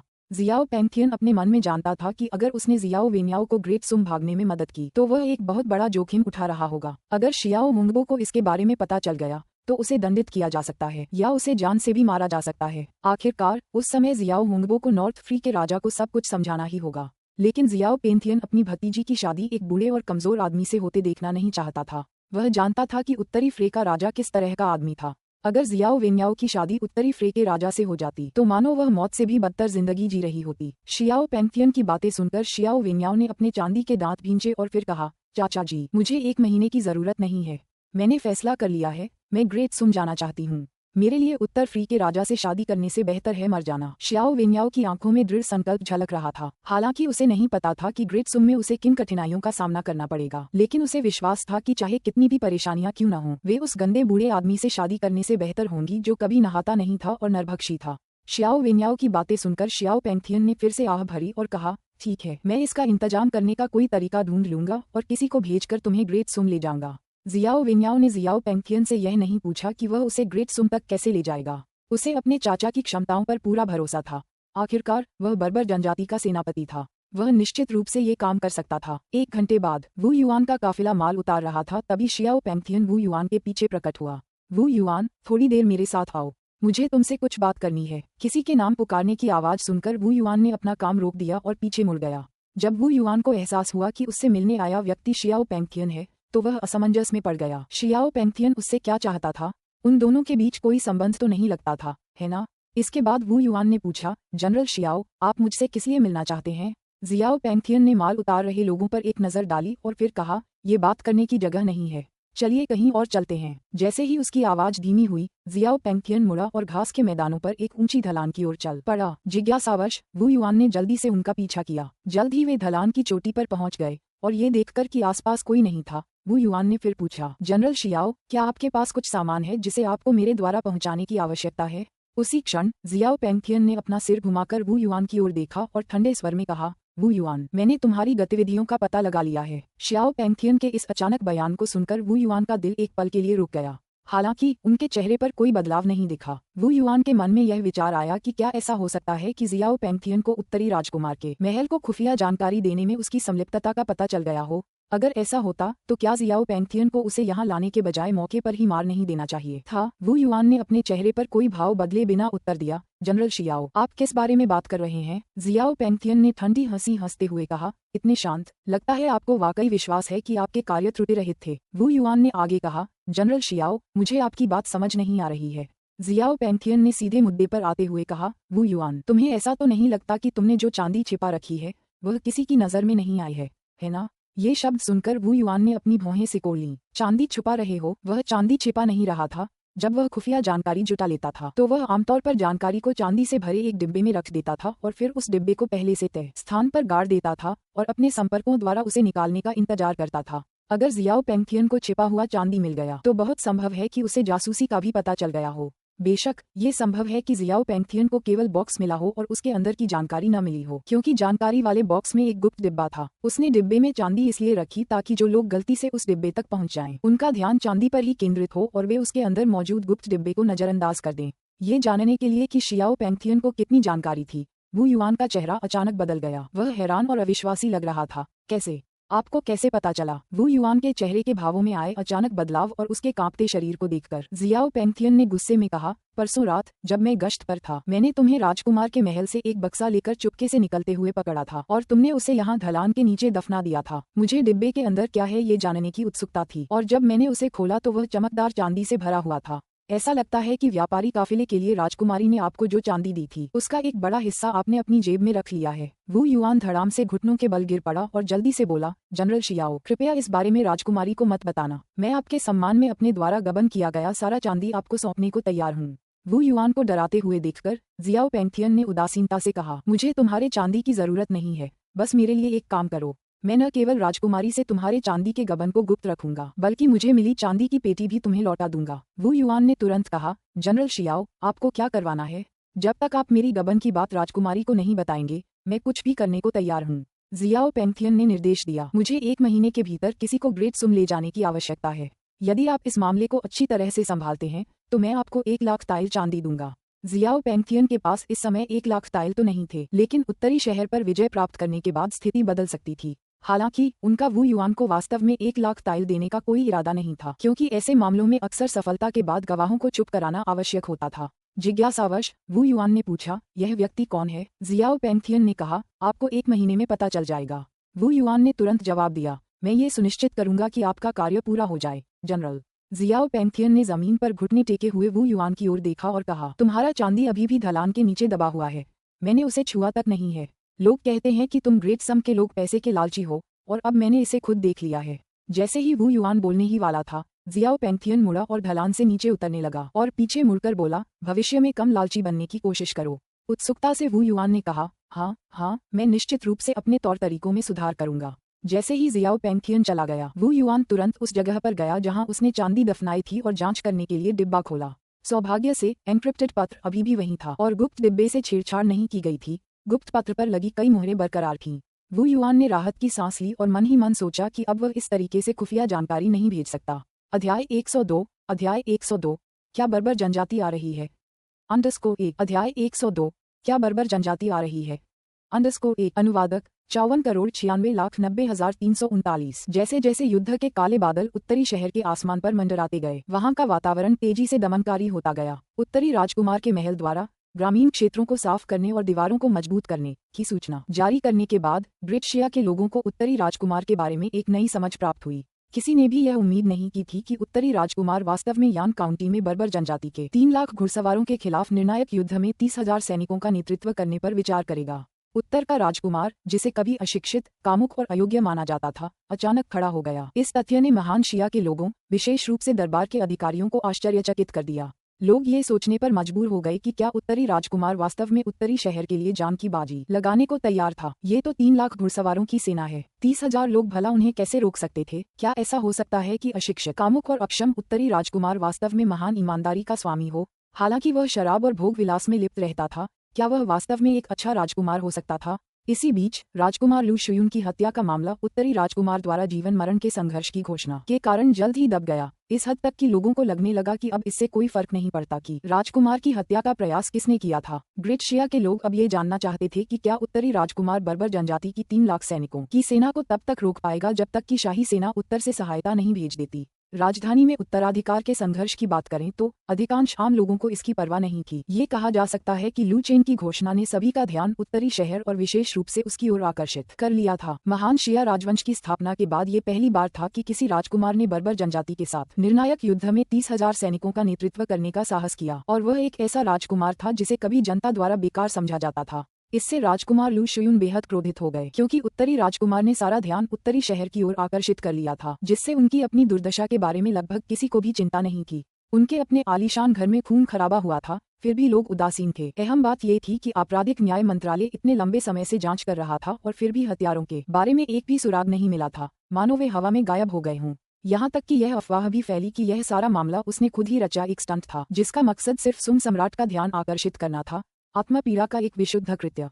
इन अफवाहों को सुनकर लू शुयून इतना क्रोधित हुआ कि वह लगभग फट पड़ा। उसके अपने महल में खून बह चुका था और यहाँ तक कि वांग परिवार द्वारा उसकी रक्षा के लिए भेजे गए ग्रैंड मास्टर की भी हत्या कर दी गई थी। फिर भी कुछ लोग दावा कर रहे थे कि यह सब आत्मपीड़ा का कृत्य था। आत्मपीड़ा के इस कृत्य में भला कौन अपने ही ग्रैंड मास्टर की हत्या करेगा? एक ग्रैंड मास्टर हजारों मार्शल आर्टिस्टों के बराबर होता था। केवल मानसिक रूप से विक्षिप्त व्यक्ति ही इस तरह का कृत्य करने के लिए किसी ग्रैंड मास्टर की बलि दे सकता है। महान शिया राजवंश क्यूई राजकुमार का क्षेत्र। लाल कवच पहने एक सेना तेजी से आगे बढ़ रही थी और यान काउंटी के करीब पहुंच रही थी। राजधानी में आपूर्ति की व्यवस्था में लंबे समय तक देरी होने के बाद लिन शियुमिंग ने अंततः शाही सेना के 70,000 कुलीन सैनिकों का नेतृत्व करते हुए बर्बर जनजाति का प्रतिरोध करने के लिए उत्तर की ओर प्रस्थान किया। उसने अपने सैनिकों को यथासंभव शीघ्रता से आगे बढ़ने का आदेश दिया था ताकि बर्बर जनजाति के यान काउंटी पहुंचने से पहले वे सभी उत्तरी राजकुमार से मिल सकें। अपने 70,000 सैनिकों और नॉर्थ सिटी से आए कई 10,000 सैनिकों को मिलाकर उनके पास कम से कम 1 लाख सैनिक होंगे। हालांकि खुले युद्ध में वे बर्बर जनजाति का मुकाबला नहीं कर सकते थे, लेकिन उन्हें कुछ प्रमुख शहरों की रक्षा करने में कोई समस्या नहीं होती जब तक वे डटे रहते। वे ग्रेट जिया के विभिन्न जागीरदारों की सेनाओं को लामबंद होने के लिए समय दे सकते थे, विशेषकर क्यूई राजकुमार जो उत्तरी शहर के सबसे करीब था। यदि क्यूई राजकुमार सेना नहीं भेजता तो बर्बर जनजाति सीधे उसके क्षेत्र में प्रवेश कर सकती थी। इसलिए क्यूई राजकुमार ही सामंतों में सबसे पहले सेना जुटाने वाला था। क्यूई राजकुमार की सेना के साथ उनकी जीत की संभावना बहुत अधिक बढ़ जाती। घोड़े पर सवार लिन शियुमिंग ने दूर की पर्वत चोटियों को करीब आते देखा और जान गया कि वे उत्तरी शहर से ज्यादा दूर नहीं हैं। उसे थोड़ी चिंता हुई। उसे नहीं पता था कि इस समय उत्तरी शहर में क्या स्थिति है। क्या बर्बर जनजाति पहले ही उत्तरी शहर में प्रवेश कर चुकी थी? क्या उत्तरी राजकुमार के सैनिकों ने शहरों पर कब्जा कर लिया था? क्या उत्तरी राजकुमार डरकर भाग गया था? उसे इन सब बातों की कोई जानकारी नहीं थी। राजधानी से निकलने के बाद से उन्हें उत्तरी शहर से कोई सूचना नहीं मिली थी, इसलिए वह चिंतित थे। यदि उत्तरी राजकुमार ने अपनी प्रजा को त्याग दिया होता और दक्षिण की ओर भाग गया होता, और यदि उत्तरी राजकुमार के सैनिकों ने शहरों पर कब्जा नहीं रखा होता और बर्बर जनजाति के दक्षिण की ओर बढ़ते कदम को रोकने के लिए महत्वपूर्ण उन प्रमुख शहरों को खो दिया होता, तो ये सोचना अकल्पनीय होता कि उनके 70,000 सैनिक अभी भी उत्तरी शहर पर कब्जा बनाए रख सकते थे। विशेषकर यान काउंटी यान काउंटी वानिंग घाटी के नीचे स्थित थी और यह बहुत संभव था कि यदि बर्बर घुड़सवार सेना दक्षिण की ओर बढ़ती तो वह वानिंग घाटी से होकर गुजरती। यदि यान काउंटी मजबूती से खड़ी रहती तो वे इसकी रक्षा कर सकते थे, जिससे बर्बरों को दक्षिण की ओर तेजी से बढ़ने से रोका जा सकता था, क्योंकि चक्कर लगाने में समय लगेगा। यदि यान काउंटी हाथ से निकल जाए तो बर्बर लोग बिना किसी प्रतिरोध के आगे बढ़ सकेंगे और सीधे क्यूई राजकुमार के क्षेत्र में प्रवेश कर सकेंगे। उस समय तक यदि ग्रेट जिया ने लाखों की सेना एकत्रित नहीं की तो वे बर्बरों को उत्तरी शहर से बाहर निकालने में सक्षम नहीं होंगे। जब लिन शियुमिंग उत्तरी शहर की स्थिति को लेकर चिंतित था, तभी एक घुड़सवार सैनिक खुफिया रिपोर्टों से भरी एक बांस की नली लेकर उसके सामने पहुंचा। जनरल, नॉर्थ सिटी से खुफिया जानकारी मिली है। ये सुनकर लिन शियुमिंग का दिमाग एक पल के लिए सुन्न हो गया और उसने सैनिक के हाथ से बांस की नली छीन ली। उसमें से खुफिया रिपोर्टें निकाली और उन्हें ध्यान से पढ़ा। ये देखकर कि उत्तरी राजकुमार ने यान काउंटी के उत्तर में सभी रक्षा व्यवस्था हटा ली है, लिन शियुमिंग का चेहरा तुरंत पीला पड़ गया। क्या उत्तरी राजकुमार अपना मानसिक संतुलन खो बैठा था? यान काउंटी के उत्तर में सभी रक्षा व्यवस्थाओं को वापस लेने का मतलब था कि बिना किसी शहर के सुरक्षा कवच के बर्बरों का मुख्य आक्रमण सीधे यान काउंटी की ओर लक्षित होगा। यान काउंटी की मात्र चौकी भला बर्बरों की 3 लाख सैनिकों की सेना को कैसे रोक सकती थी? इस तरह से रक्षात्मक पंक्ति को मजबूत नहीं किया जाता है। बर्बर घुड़सवार सेना उनकी पैदल चाल से कहीं अधिक तेज है और यदि बर्बर बिना किसी प्रतिरोध के यान काउंटी तक पहुंच गए तो मुझे डर है कि जब तक शाही सेना यान काउंटी पहुंचेगी तब तक शहर की रक्षा वे नहीं बल्कि बर्बर लोग कर रहे होंगे। इस समय लिन शियुमिंग को ऐसा महसूस हो रहा था मानो वह उत्तरी भूमि में हुई हार और उसके परिणामस्वरूप मिलने वाली अपनी सजा का प्रत्यक्ष गवाह बन चुका हो। हालांकि वह प्रधानमंत्री का पुत्र था, फिर भी वह युद्ध में हुई हार की जिम्मेदारी से बच नहीं सकता था, भले ही यह उसकी गलती न हो। सुम सम्राट को दोष देने के लिए कोई न कोई मिल ही जाएगा। उत्तरी राजकुमार राजपरिवार का सदस्य था जो शाही परिवार की गरिमा का प्रतिनिधित्व करता था। निश्चित रूप से वे उसे दोष नहीं दे सकते थे। अंततः इसके लिए केवल वही व्यक्ति जिम्मेदार ठहराया जा सकता था जो स्वयं वह जनरल था जिसने उत्तर की ओर सैनिकों का नेतृत्व किया था। इस समय लिन शियुमिंग गुस्से से उबल रहा था और सचमुच चाहता था कि उत्तर के राजकुमार को देखते ही उसे एक घूंसा मार दे। हालांकि जब लिन शियुमिंग ने खुफिया जानकारी में देखा कि उत्तरी राजकुमार यान काउंटी के सैनिकों का नेतृत्व करते हुए बर्बरों के खिलाफ निर्णायक युद्ध लड़ने जा रहा है, तो उत्तरी राजकुमार के प्रति उसकी नाराजगी पल भर में लगभग पूरी तरह से गायब हो गई। उसने अपनी भौहें सिकोड़ी और अपनी निगाहें बार बार अपने सामने मौजूद खुफिया रिपोर्ट पर घुमाई। एक निकम्मे राजकुमार का अचानक इतना दृढ़ संकल्प दिखाना लिन शियुमिंग के लिए अविश्वसनीय था। यदि उत्तरी राजकुमार ने सचमुच अंत तक लड़ाई लड़ी होती तो शायद यान काउंटी पहुंचने पर उसके लिए अभी भी उम्मीद बाकी होती। यदि उत्तरी राजकुमार का संकल्प डगमगाता है जिससे सेना का मनोबल हिल जाता है तो उसका भाग्य या तो मृत्यु होगा या बर्बरों द्वारा बंदी बना लिया जाना। कुछ देर बाद लिन शियुमिंग होश में आया और फिर जोर से बोला, हमारी चाल तेज करो। बर्बरों के यान काउंटी पहुंचने से पहले हमें उत्तरी राजकुमार से मिलना ही होगा। नॉर्थ सिटी, यान काउंटी, नॉर्थ प्रिंस मैंशन। लू चेन अपने अध्ययन कक्ष में वू युआन द्वारा येल नान्यान और शियाओ वेन्याओ के संबंध में भेजी गई खुफिया रिपोर्टों की गंभीरता से समीक्षा कर रहे थे। येल नान्यान के बारे में मिली जानकारी लू चेन के लिए अत्यंत महत्वपूर्ण थी। एक ऐसी महिला जो स्काई वुल्फ किंग के कबीले में इतना उच्च दर्जा हासिल कर सकती थी और जिसकी सलाह को स्काई वुल्फ किंग भी मानता था, वह निश्चित रूप से कोई साधारण महिला नहीं थी। तभी अचानक अध्ययन कक्ष के दरवाजे पर एक सैनिक की आवाज सुनाई दी, राजकुमार, बहुत बुरी खबर है। मु चांगतियान की जल्दबाजी भरी आवाज सुनकर लू चेन ने तुरंत जवाब दिया, अंदर आ जाओ। फिर सिपाही ने दरवाजा खोलकर अंदर प्रवेश किया। लू चेन के कुछ पूछने से पहले ही सिपाही ने स्वयं कहा, राजकुमार, वानिंग घाटी से घुड़सवारों की एक टुकड़ी तेजी से यान काउंटी की ओर बढ़ रही है। संदेह है कि वे बर्बर घुड़सवार सेना के अग्रिम दस्ते हैं। अध्याय 103, अध्याय 103, अध्याय 103, ब्लैक कैवलरी आए। अध्याय 103, अध्याय 103, ब्लैक कैवलरी। अनुवादक 54,96,90,339। सिपाही की बातें सुनकर लू चेन ने कोई खास प्रतिक्रिया नहीं दिखाई। इस समय लू चेन ने अपने मन में सिस्टम से पूछा, सिस्टम, क्या मेरे 50,000 ब्लैक कैवलरी लगभग यहाँ पहुँच चुके हैं? दिन गिनते हुए उसकी काली घुड़सवार सेना को आ जाना चाहिए था। इसलिए लू चेन को विश्वास नहीं था कि सैनिक द्वारा उल्लिखित घुड़सवार सेना बर्बर जनजाति की अग्रिम टुकड़ी थी। मेजबान सेना के 50,000 ब्लैक कैवलरी सैनिक वानिंग घाटी पहुँच गए हैं। यान काउंटी गैरिसन के साथ किसी भी तरह की गलतफहमी से बचने के लिए ब्लैक कैवलरी ने अपना आगे बढ़ना रोक दिया है। कृपया आगे बढ़कर उनकी जांच करें, सिस्टम ने जवाब दिया। सिस्टम का जवाब देखने के बाद लू चेन ने मन ही मन सोचा कि वे वास्तव में उसकी ब्लैक कैवलरी ही थे।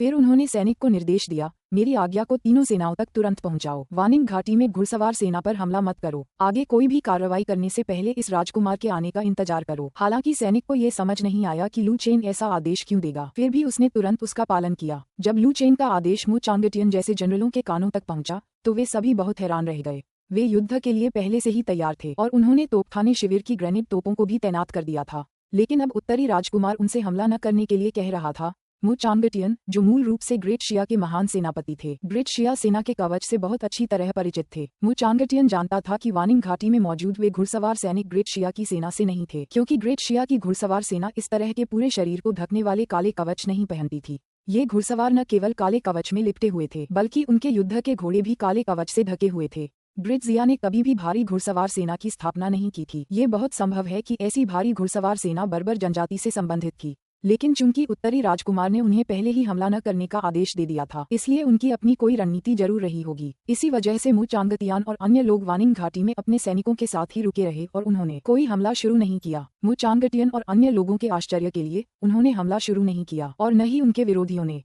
काले कवच वाले घुड़सवार वानिंग घाटी के एक समतल क्षेत्र में रुक गए, मानो किसी चीज का इंतजार कर रहे हों। इससे मु चांगटियन और उसके आदमियों को संदेह हुआ कि बर्बर जनजाति की घुड़सवार सेना एक बड़ी सेना के आने की प्रतीक्षा कर रही थी और लू चेन का हमला रोकने का आदेश वास्तव में पूरी बर्बर घुड़सवार सेना को वानिंग घाटी में प्रवेश करने देने के लिए था। कुछ ही समय बाद मु चांगटियन और अन्य लोगों से पहले लू चेन घोड़े पर सवार होकर वहां पहुंच गया। लू चेन को देखते ही सभी जनरलों ने तुरंत कहा, हम राजकुमार को प्रणाम करते हैं। लू चेन ने हल्के से सिर हिलाया। उसी क्षण मु चांगटियन ने कहा, महामहिम, वह घुड़सवार सेना बर्बर जनजाति की भारी घुड़सवार सेना होनी चाहिए। क्या हमें उन पर हमला नहीं करना चाहिए? यदि हमने उन्हें आगे बढ़ने दिया तो मुझे डर है कि इसके परिणाम अकल्पनीय होंगे। अंततः उत्तरी शहर की पैदल सेना भारी घुड़सवार सेना के हमले का सामना नहीं कर सकी। ये सुनकर लू चेन मुस्कुराते हुए बोला, जनरल मु, आप बहुत ज्यादा चिंता करते हैं। ये बर्बर जनजाति की घुड़सवार सेना नहीं है, बल्कि मेरी अश्वेत घुड़सवार सेना है। ये शब्द सुनकर वहां मौजूद सेनापति स्तब्ध रह गए। उत्तरी राजकुमार की काली घुड़सवार सेना, उत्तर के राजकुमार के पास भारी घुड़सवार सेना की इतनी विशाल टुकड़ी कब से थी?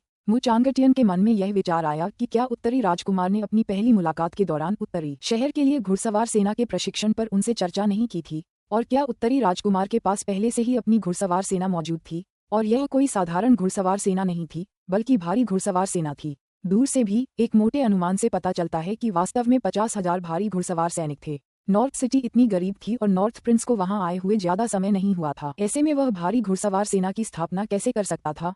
घुड़सवार सेना को प्रशिक्षित करने में कम से कम कई महीने लगते हैं। कवच बनाने में लगने वाले समय का तो जिक्र ही नहीं है। इतने सारे घुड़सवार कवच के सेट का उत्पादन 1 साल से कम समय में पूरा करना मुश्किल होगा। फिर भी सबके सामने भारी घुड़सवार सेना खड़ी थी। यदि ये घुड़सवार सचमुच उत्तरी राजकुमार के थे तो इसका केवल एक ही अर्थ था, उत्तरी राजकुमार ने उत्तरी शहर में आने से बहुत पहले ही गुप्त रूप से भारी घुड़सवार सेना का गठन कर लिया था। ये सोचकर जनरलों को लू चेन की दूरदर्शिता के लिए और भी अधिक प्रशंसा हुई और वे उत्तरी राजकुमार की बड़ी महत्वाकांक्षाओं के बारे में और भी अधिक आश्वस्त हो गए। महत्वाकांक्षाहीन राजकुमार लगातार फिजूल खर्ची नहीं करेगा, जबकि वह गुप्त रूप से हजारों ब्रोकेड गार्ड्स और दसियों हजार हैवी कैवलरीमैन को प्रशिक्षण दे रहा हो। मुख्य बात ये थी कि दरबार में उत्तर राजकुमार की गतिविधियों से अवगत एक भी अधिकारी नहीं था। यदि दरबार को पता होता कि उत्तर राजकुमार गुप्त रूप से एक शक्तिशाली घुड़सवार सेना का निर्माण कर रहा है तो संभवतः वे उसे विद्रोह की साजिश रचने वाला मान लेते। लू चेन ने मु चांगटियन और अन्य लोगों की हैरान निगाहों को नजरअंदाज करते हुए सीधे ब्लैक कैवलरी की और अपना रास्ता बना लिया। ये दृश्य देखकर मु चांगटियन और बाकी लोग घबरा गए। हालांकि लू चेन ने पहले ही कह दिया था कि ये उसकी अपनी भारी घुड़सवार सेना है, लेकिन मु चांगटियन और उसके आदमियों ने इस सेना को पहले कभी नहीं देखा था और उन्हें अब भी चिंता थी कि यह सेना लू चेन के लिए नुकसानदायक साबित हो सकती है। उसी क्षण ब्लैक कैवलरी के आगे चल रहे 2 हट्टे कट्टे आदमी घोड़ों पर सवार होकर लू चेन की ओर तेजी से बढ़े। जैसे ही वे उसके पास पहुंचे, दोनों बलवान आदमी घोड़ों से उतर गए। वे लू चेन की ओर आधा झुके और प्रणाम करते हुए बोले, जनरल वेनरेन ली और जनरल जुवान युआन चेन राजकुमार को प्रणाम करते हैं। राजकुमार हजारों वर्षों तक दीर्घायु हों। ये देखकर कि ब्लैक कैवलरी के नेताओं ने वास्तव में लू चेन को सलाम किया, मु चांगटियन और अन्य लोग अपनी जगह पर अवाक खड़े रह गए। फिर उन्हें याद आया कि 6 महीने पहले लू चेन ने 6 महीने बाद उन्हें सरप्राइज देने की बात कही थी। क्या यह उत्तर के राजकुमार की ओर से कोई आश्चर्य हो सकता है? शुरू में उन्हें लगा कि भले ही उनके पास ग्रेनेड तोप जैसा घातक हथियार हो, लेकिन एक बार इस्तेमाल होने पर बर्बर जनजाति की घुड़सवार सेना में अफरा तफरी मच जाएगी। अगर बर्बर जनजाति की घुड़सवार सेना उस समय भागने का फैसला करती है तो उत्तरी शहर के कुछ सैनिक उन्हें रोक नहीं पाएंगे। लेकिन अब हालात अलग थे। 50,000 भारी घुड़सवारों के साथ यदि वे बर्बर भागने की कोशिश करते तो ये भारी घुड़सवार सेना सीधे वानिंग घाटी के पीछे से निकलकर पल भर में उनके पीछे हटने का रास्ता काट सकती थी, जिससे उन्हें वानिंग घाटी से भागने से रोका जा सकता था। लू चेन ने दोनों व्यक्तियों के आंकड़ों पर सरसरी नजर डाली। नाम वेनरेन ली, स्थिति महान यू अवशेष ब्लैक कैवलरी लीडर, शक्ति मास्टर क्षेत्र निष्ठा 100। नाम जुवान युआन चेन, स्थिति महान यू अवशेष ब्लैक कैवलरी लीडर, शक्ति ग्रैंड मास्टर स्तर निष्ठा 100। इसके बाद लू चेन घोड़े से उतरे और शुवान युआन चेन को हाथ बढ़ाते हुए और वेनरेन ली के कंधे पर हाथ रखते हुए बोले, सेनापतियों कृपया खड़े हो जाइए। ये राजकुमार यान काउंटी में आपके आने का लंबे समय से इंतजार कर रहा है। इसी समय मु चांगटियन और अन्य लोग लू चेन के पीछे आकर खड़े हो गए। जब मु चांगटियन ने जुवान युआन चेन और वेनरेन ली से निकलने वाली आभा को महसूस किया तो वह आश्चर्यचकित हुए बिना नहीं रह सका। 2 और ग्रैंडमास्टर, क्या उत्तरी राजकुमार के पास पहले से ही इतने सारे ग्रैंडमास्टर मौजूद थे?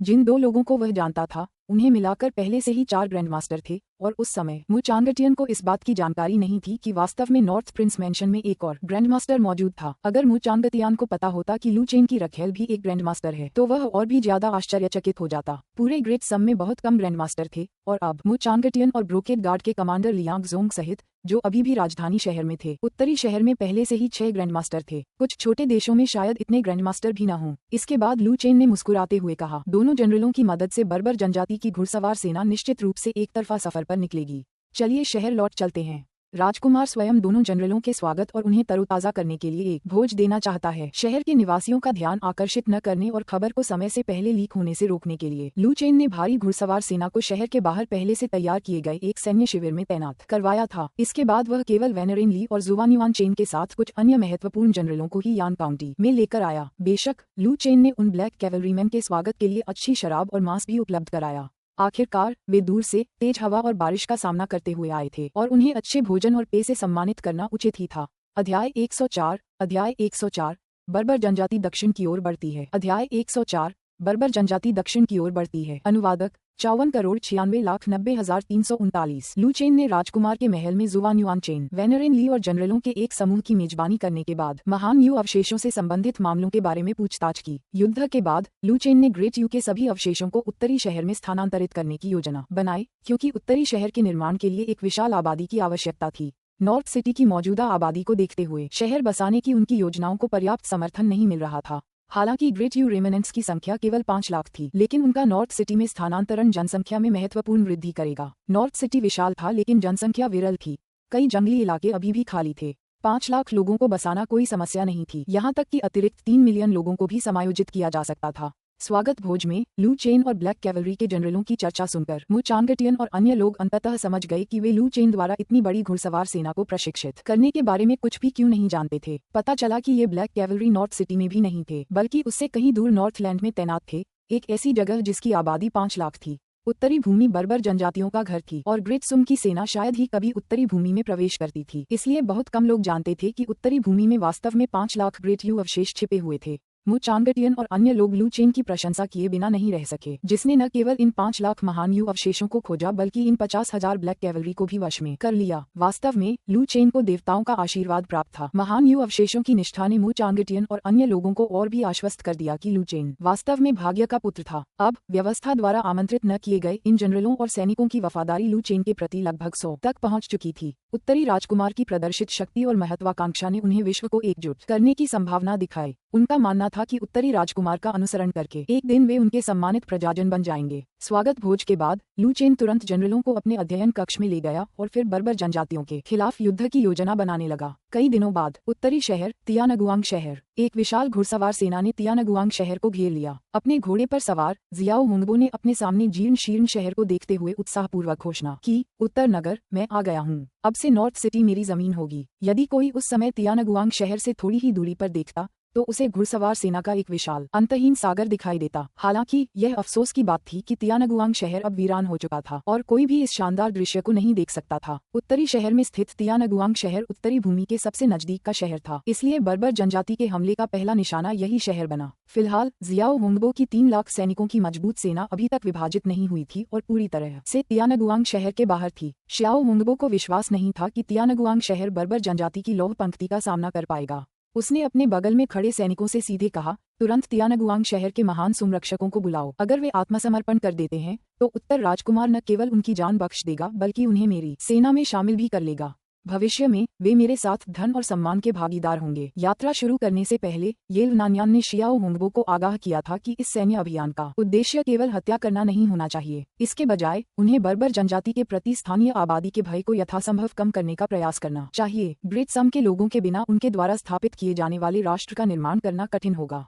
बर्बर जनजाति हमेशा से घास के मैदानों में घूमने वाली खानाबदोश जनजातियां थीं, जिन्हें राष्ट्र की स्थापना का कोई अनुभव नहीं था। उत्तरी शहर में रहने वाले ग्रेट सम के लोग बर्बर जनजाति के लिए महत्वपूर्ण थे, इसलिए उन्हें ग्रेट सम और बर्बर जनजातियों के बीच संघर्ष को और अधिक नहीं बढ़ाना चाहिए। बेशक अगर नॉर्थ सिटी के रक्षकों ने अंत तक प्रतिरोध करने का विकल्प चुना तो भी उन्हें एक खूनी दमन का सामना करना पड़ेगा। उसी क्षण बर्बर जनजाति के सैनिक तियानगुआंग शहर में पहुंचे और शहर के रक्षकों को सीधे आत्मसमर्पण करने के लिए कहा। हालांकि अपनी पूरी ताकत से चिल्लाने के बावजूद सैनिकों को तियानगुआंग शहर के रक्षकों से कोई प्रतिक्रिया नहीं मिली और उन्हें शहर से कोई सैनिक दिखाई भी नहीं दिया। ये देखकर जियाओ हुंगबो को ये सोचने पर मजबूर होना पड़ा कि क्या तियानगुआंग शहर के सैनिक उनकी सेना के आने का इंतजार करने और फिर अचानक हमला करने की योजना बना रहे थे। दक्षिण में भोजन और महिलाओं की तलाश में किए गए पिछले छापों में ग्रेट सुम के रक्षकों की यह एक रणनीति थी, ऐसा दिखावा करना जैसे कि शहर निर्जन हो और जब बर्बर जनजाति के सैनिक पास आते तो वे तीरों की बौछार कर देते, जिससे अक्सर वे अचंभित रह जाते थे। इसके बाद जियाओ हुंगबो ने कुछ और सैनिकों को तियानगुआंग शहर के निचले हिस्से में जाकर पुकारने के लिए भेजा और इस बार उन्हें और भी करीब जाना था।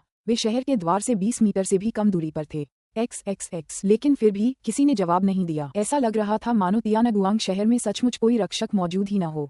शियाओ हुंगबो ने अपनी भौहें सिकोड़ी। उन्हें इस बात पर विश्वास नहीं था कि ग्रेट सुम के लोगों ने सीधे तौर पर तियानगुआंग शहर को छोड़ दिया था। उनके विचार में तियानगुआंग शहर के सैनिकों ने खुद को छिपा लिया था, बर्बर सेना के पास आने का इंतजार कर रहे थे और फिर अचानक हमला करने की योजना बना रहे थे। ये सोचकर जियाओ हुंगबो को तीव्र क्रोध का अनुभव हुआ। ये महान सुम लोग सचमुच अवज्ञा करने पर तुले हुए थे। यदि वे शहर की रक्षा करने पर अड़े रहे और आत्मसमर्पण करने से इनकार कर दिया तो मृत्यु ही उनका एकमात्र रास्ता होगा। इसके तुरंत बाद जियाओ हुंगबो ने अपनी विशाल कुल्हाड़ी उठाई और तियानगुआंग शहर की ओर चिल्लाते हुए कहा, हमला करो। अगले ही क्षण सींग लिए हुए 1 दर्जन सैनिकों ने अपने सींग बजाए और उनकी तेज आवाज पूरे घास के मैदान में गूंज उठी। कुछ ही समय बाद शहर में घुसपैठ करने के लिए तैनात सैनिकों ने घेराबंदी वाहन का उपयोग करके तियानगुआंग शहर के द्वार तोड़ दिए। उत्तरी शहर पर कब्जा करने के इस अभियान के लिए स्काई वुल्फ किंग के कबीले ने पर्याप्त तैयारी कर रखी थी। वे सिर्फ 3 लाख घुड़सवारों की सेना ही नहीं लाए थे, वे पहले से तैयार की गई घेराबंदी की मशीनरी से भी पूरी तरह सुसज्जित थे।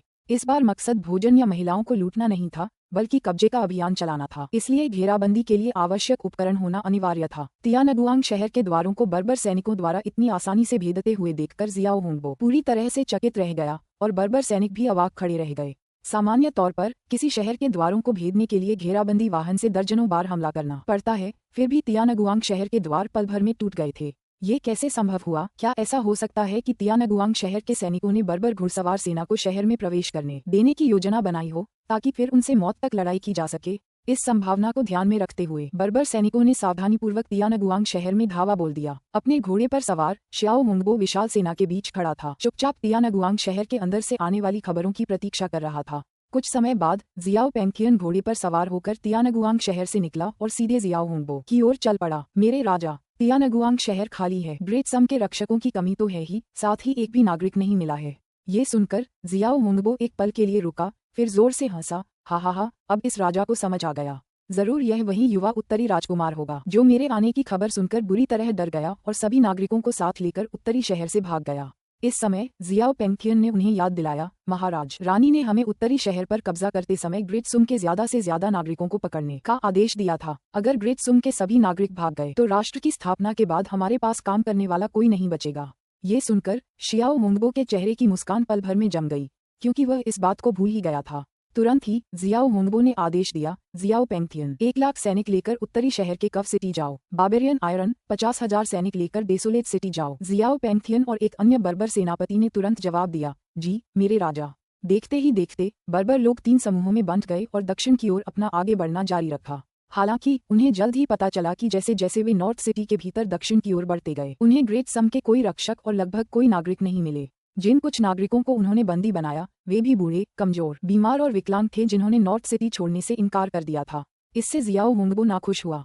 वह न केवल जमीन बल्कि वहां की प्रजा को भी अपने साथ लाने के उद्देश्य से उत्तर शहर को जीतने के लिए दक्षिण की ओर बढ़ा था। लेकिन अब जबकि सभी नागरिक भाग चुके थे, अगर वे नॉर्थ सिटी पर कब्जा भी कर लेते तो उन्हें यह नहीं पता था कि वे इसे कैसे चलाएंगे। अध्याय 105 अध्याय 105 अध्याय 105 जियाओ पेंगथियन की अंतर्ज्ञान। अध्याय 105 जियाओ पेंगथियन की अंतर्ज्ञान। अनुवादक 54,96,90,339। बर्बर जनजाति हमेशा से खानाबदोश रही है। उनका कोई स्थायी निवास नहीं है। वे पानी और घास के साथ पलायन करते हैं और पशुपालन का जीवन जीते हैं। अब अचानक उनसे उम्मीद की जा रही है कि वे बसने के लिए एक जगह ढूंढें, एक देश स्थापित करें और यहाँ तक कि जमीन पर खेती भी करें। वे भला इस सब के अभ्यस्त कैसे हो पाएंगे? इसलिए ग्रेट सम के आम लोग बेहद महत्वपूर्ण हैं। येल नान्यान का विचार ग्रेट सम के आम लोगों और बर्बर जनजाति के बीच संबंधों को बेहतर बनाना और फिर उस जनजाति को ग्रेट सम की कृषि संस्कृति में एकीकृत करना है। लेकिन जैसे ही ग्रेट सम के आम लोगों को बर्बर जनजाति के आने की खबर मिली, वे सब भाग गए। अगर बर्बर जनजाति के लोग बच ही नहीं रहे हैं तो उनके उत्तरी शहर पर कब्जा करने का क्या फायदा? ग्रेट सम के आम लोगों के बिना क्या इन लोगों से, जो साल भर पशुपालन के आदी हैं, जमीन पर खेती करने की उम्मीद की जा सकती है? अनुभवहीन होने के कारण वे प्रभावी ढंग से खेती कैसे कर सकते हैं? यदि वे कृषि संस्कृति में एकीकृत नहीं हो पाते हैं तो अंततः भले ही वे उत्तरी शहर पर कब्जा कर लें, वे लूटपाट के लिए दक्षिण की ओर ही जाएंगे। दक्षिण की ओर लूटपाट के लिए जाना ग्रेट सम के मूल हितों के सीधे विपरीत होगा। वे जागीरदार और कुलीन परिवार जिन्होंने शुरू में बर्बर जनजाति के साथ सहयोग किया था, निश्चित रूप से एकजुट होकर उत्तर की ओर एक बड़ी सेना भेजेंगे। तब तक ये कहना मुश्किल होगा कि बर्बर जनजाति उत्तरी शहर पर अपना कब्जा बनाए रख पाएगी या नहीं। बर्बर जनजाति घुड़सवार सेना में माहिर है और उनकी गतिशीलता बहुत अधिक है। किसी शहर पर हमला करने में तो वे सक्षम हैं, लेकिन शहर की रक्षा करने में उन्हें कोई अनुभव नहीं है। यह उनके लिए बहुत नुकसानदायक है। इस समय जियाओ होंगबो घोड़े पर सवार होकर एक घास के टीले पर खड़ा था और यान काउंटी की दिशा में देख रहा था। कुछ देर बाद घुड़सवार सेना की एक टुकड़ी तेजी से उनकी मुख्य सेना की ओर बढ़ी। ये शियाओ पेंगथियन और उसके आदमी लौट रहे थे। शियाओ होंगबो ने तुरंत मुड़कर शियाओ पेंगथियन के नेतृत्व वाली सेना की ओर देखा। शियाओ पेंगथियन काफी गंभीर चेहरे के साथ शियाओ होंगबो के सामने आ पहुंचा। मेरे महाराज, हमने जितने भी शहर देखे हैं वे सब वीरान हैं। ग्रेट सम के अधिकांश आम लोग पहले ही दक्षिण की ओर पलायन कर चुके हैं, उन्होंने कहा। हमने ग्रेट सम के कुछ आम नागरिकों को बंदी बना लिया है। उनके अनुसार उत्तरी राजकुमार ने कुछ समय पहले एक आदेश जारी किया था जिसमें सभी आम नागरिकों को दक्षिण की ओर जाने का निर्देश दिया गया था। उनकी योजना उत्तरी शहर से 30,000 सैनिकों को यान काउंटी में हमसे जानलेवा लड़ाई के लिए भेजने की है। ये सुनकर जियाओ होंगबो एक पल के लिए स्तब्ध रह गया। फिर उसने अविश्वास से पूछा, नॉर्थ प्रिंस यान काउंटी में हमसे जान की बाजी लगाकर लड़ना चाहता है?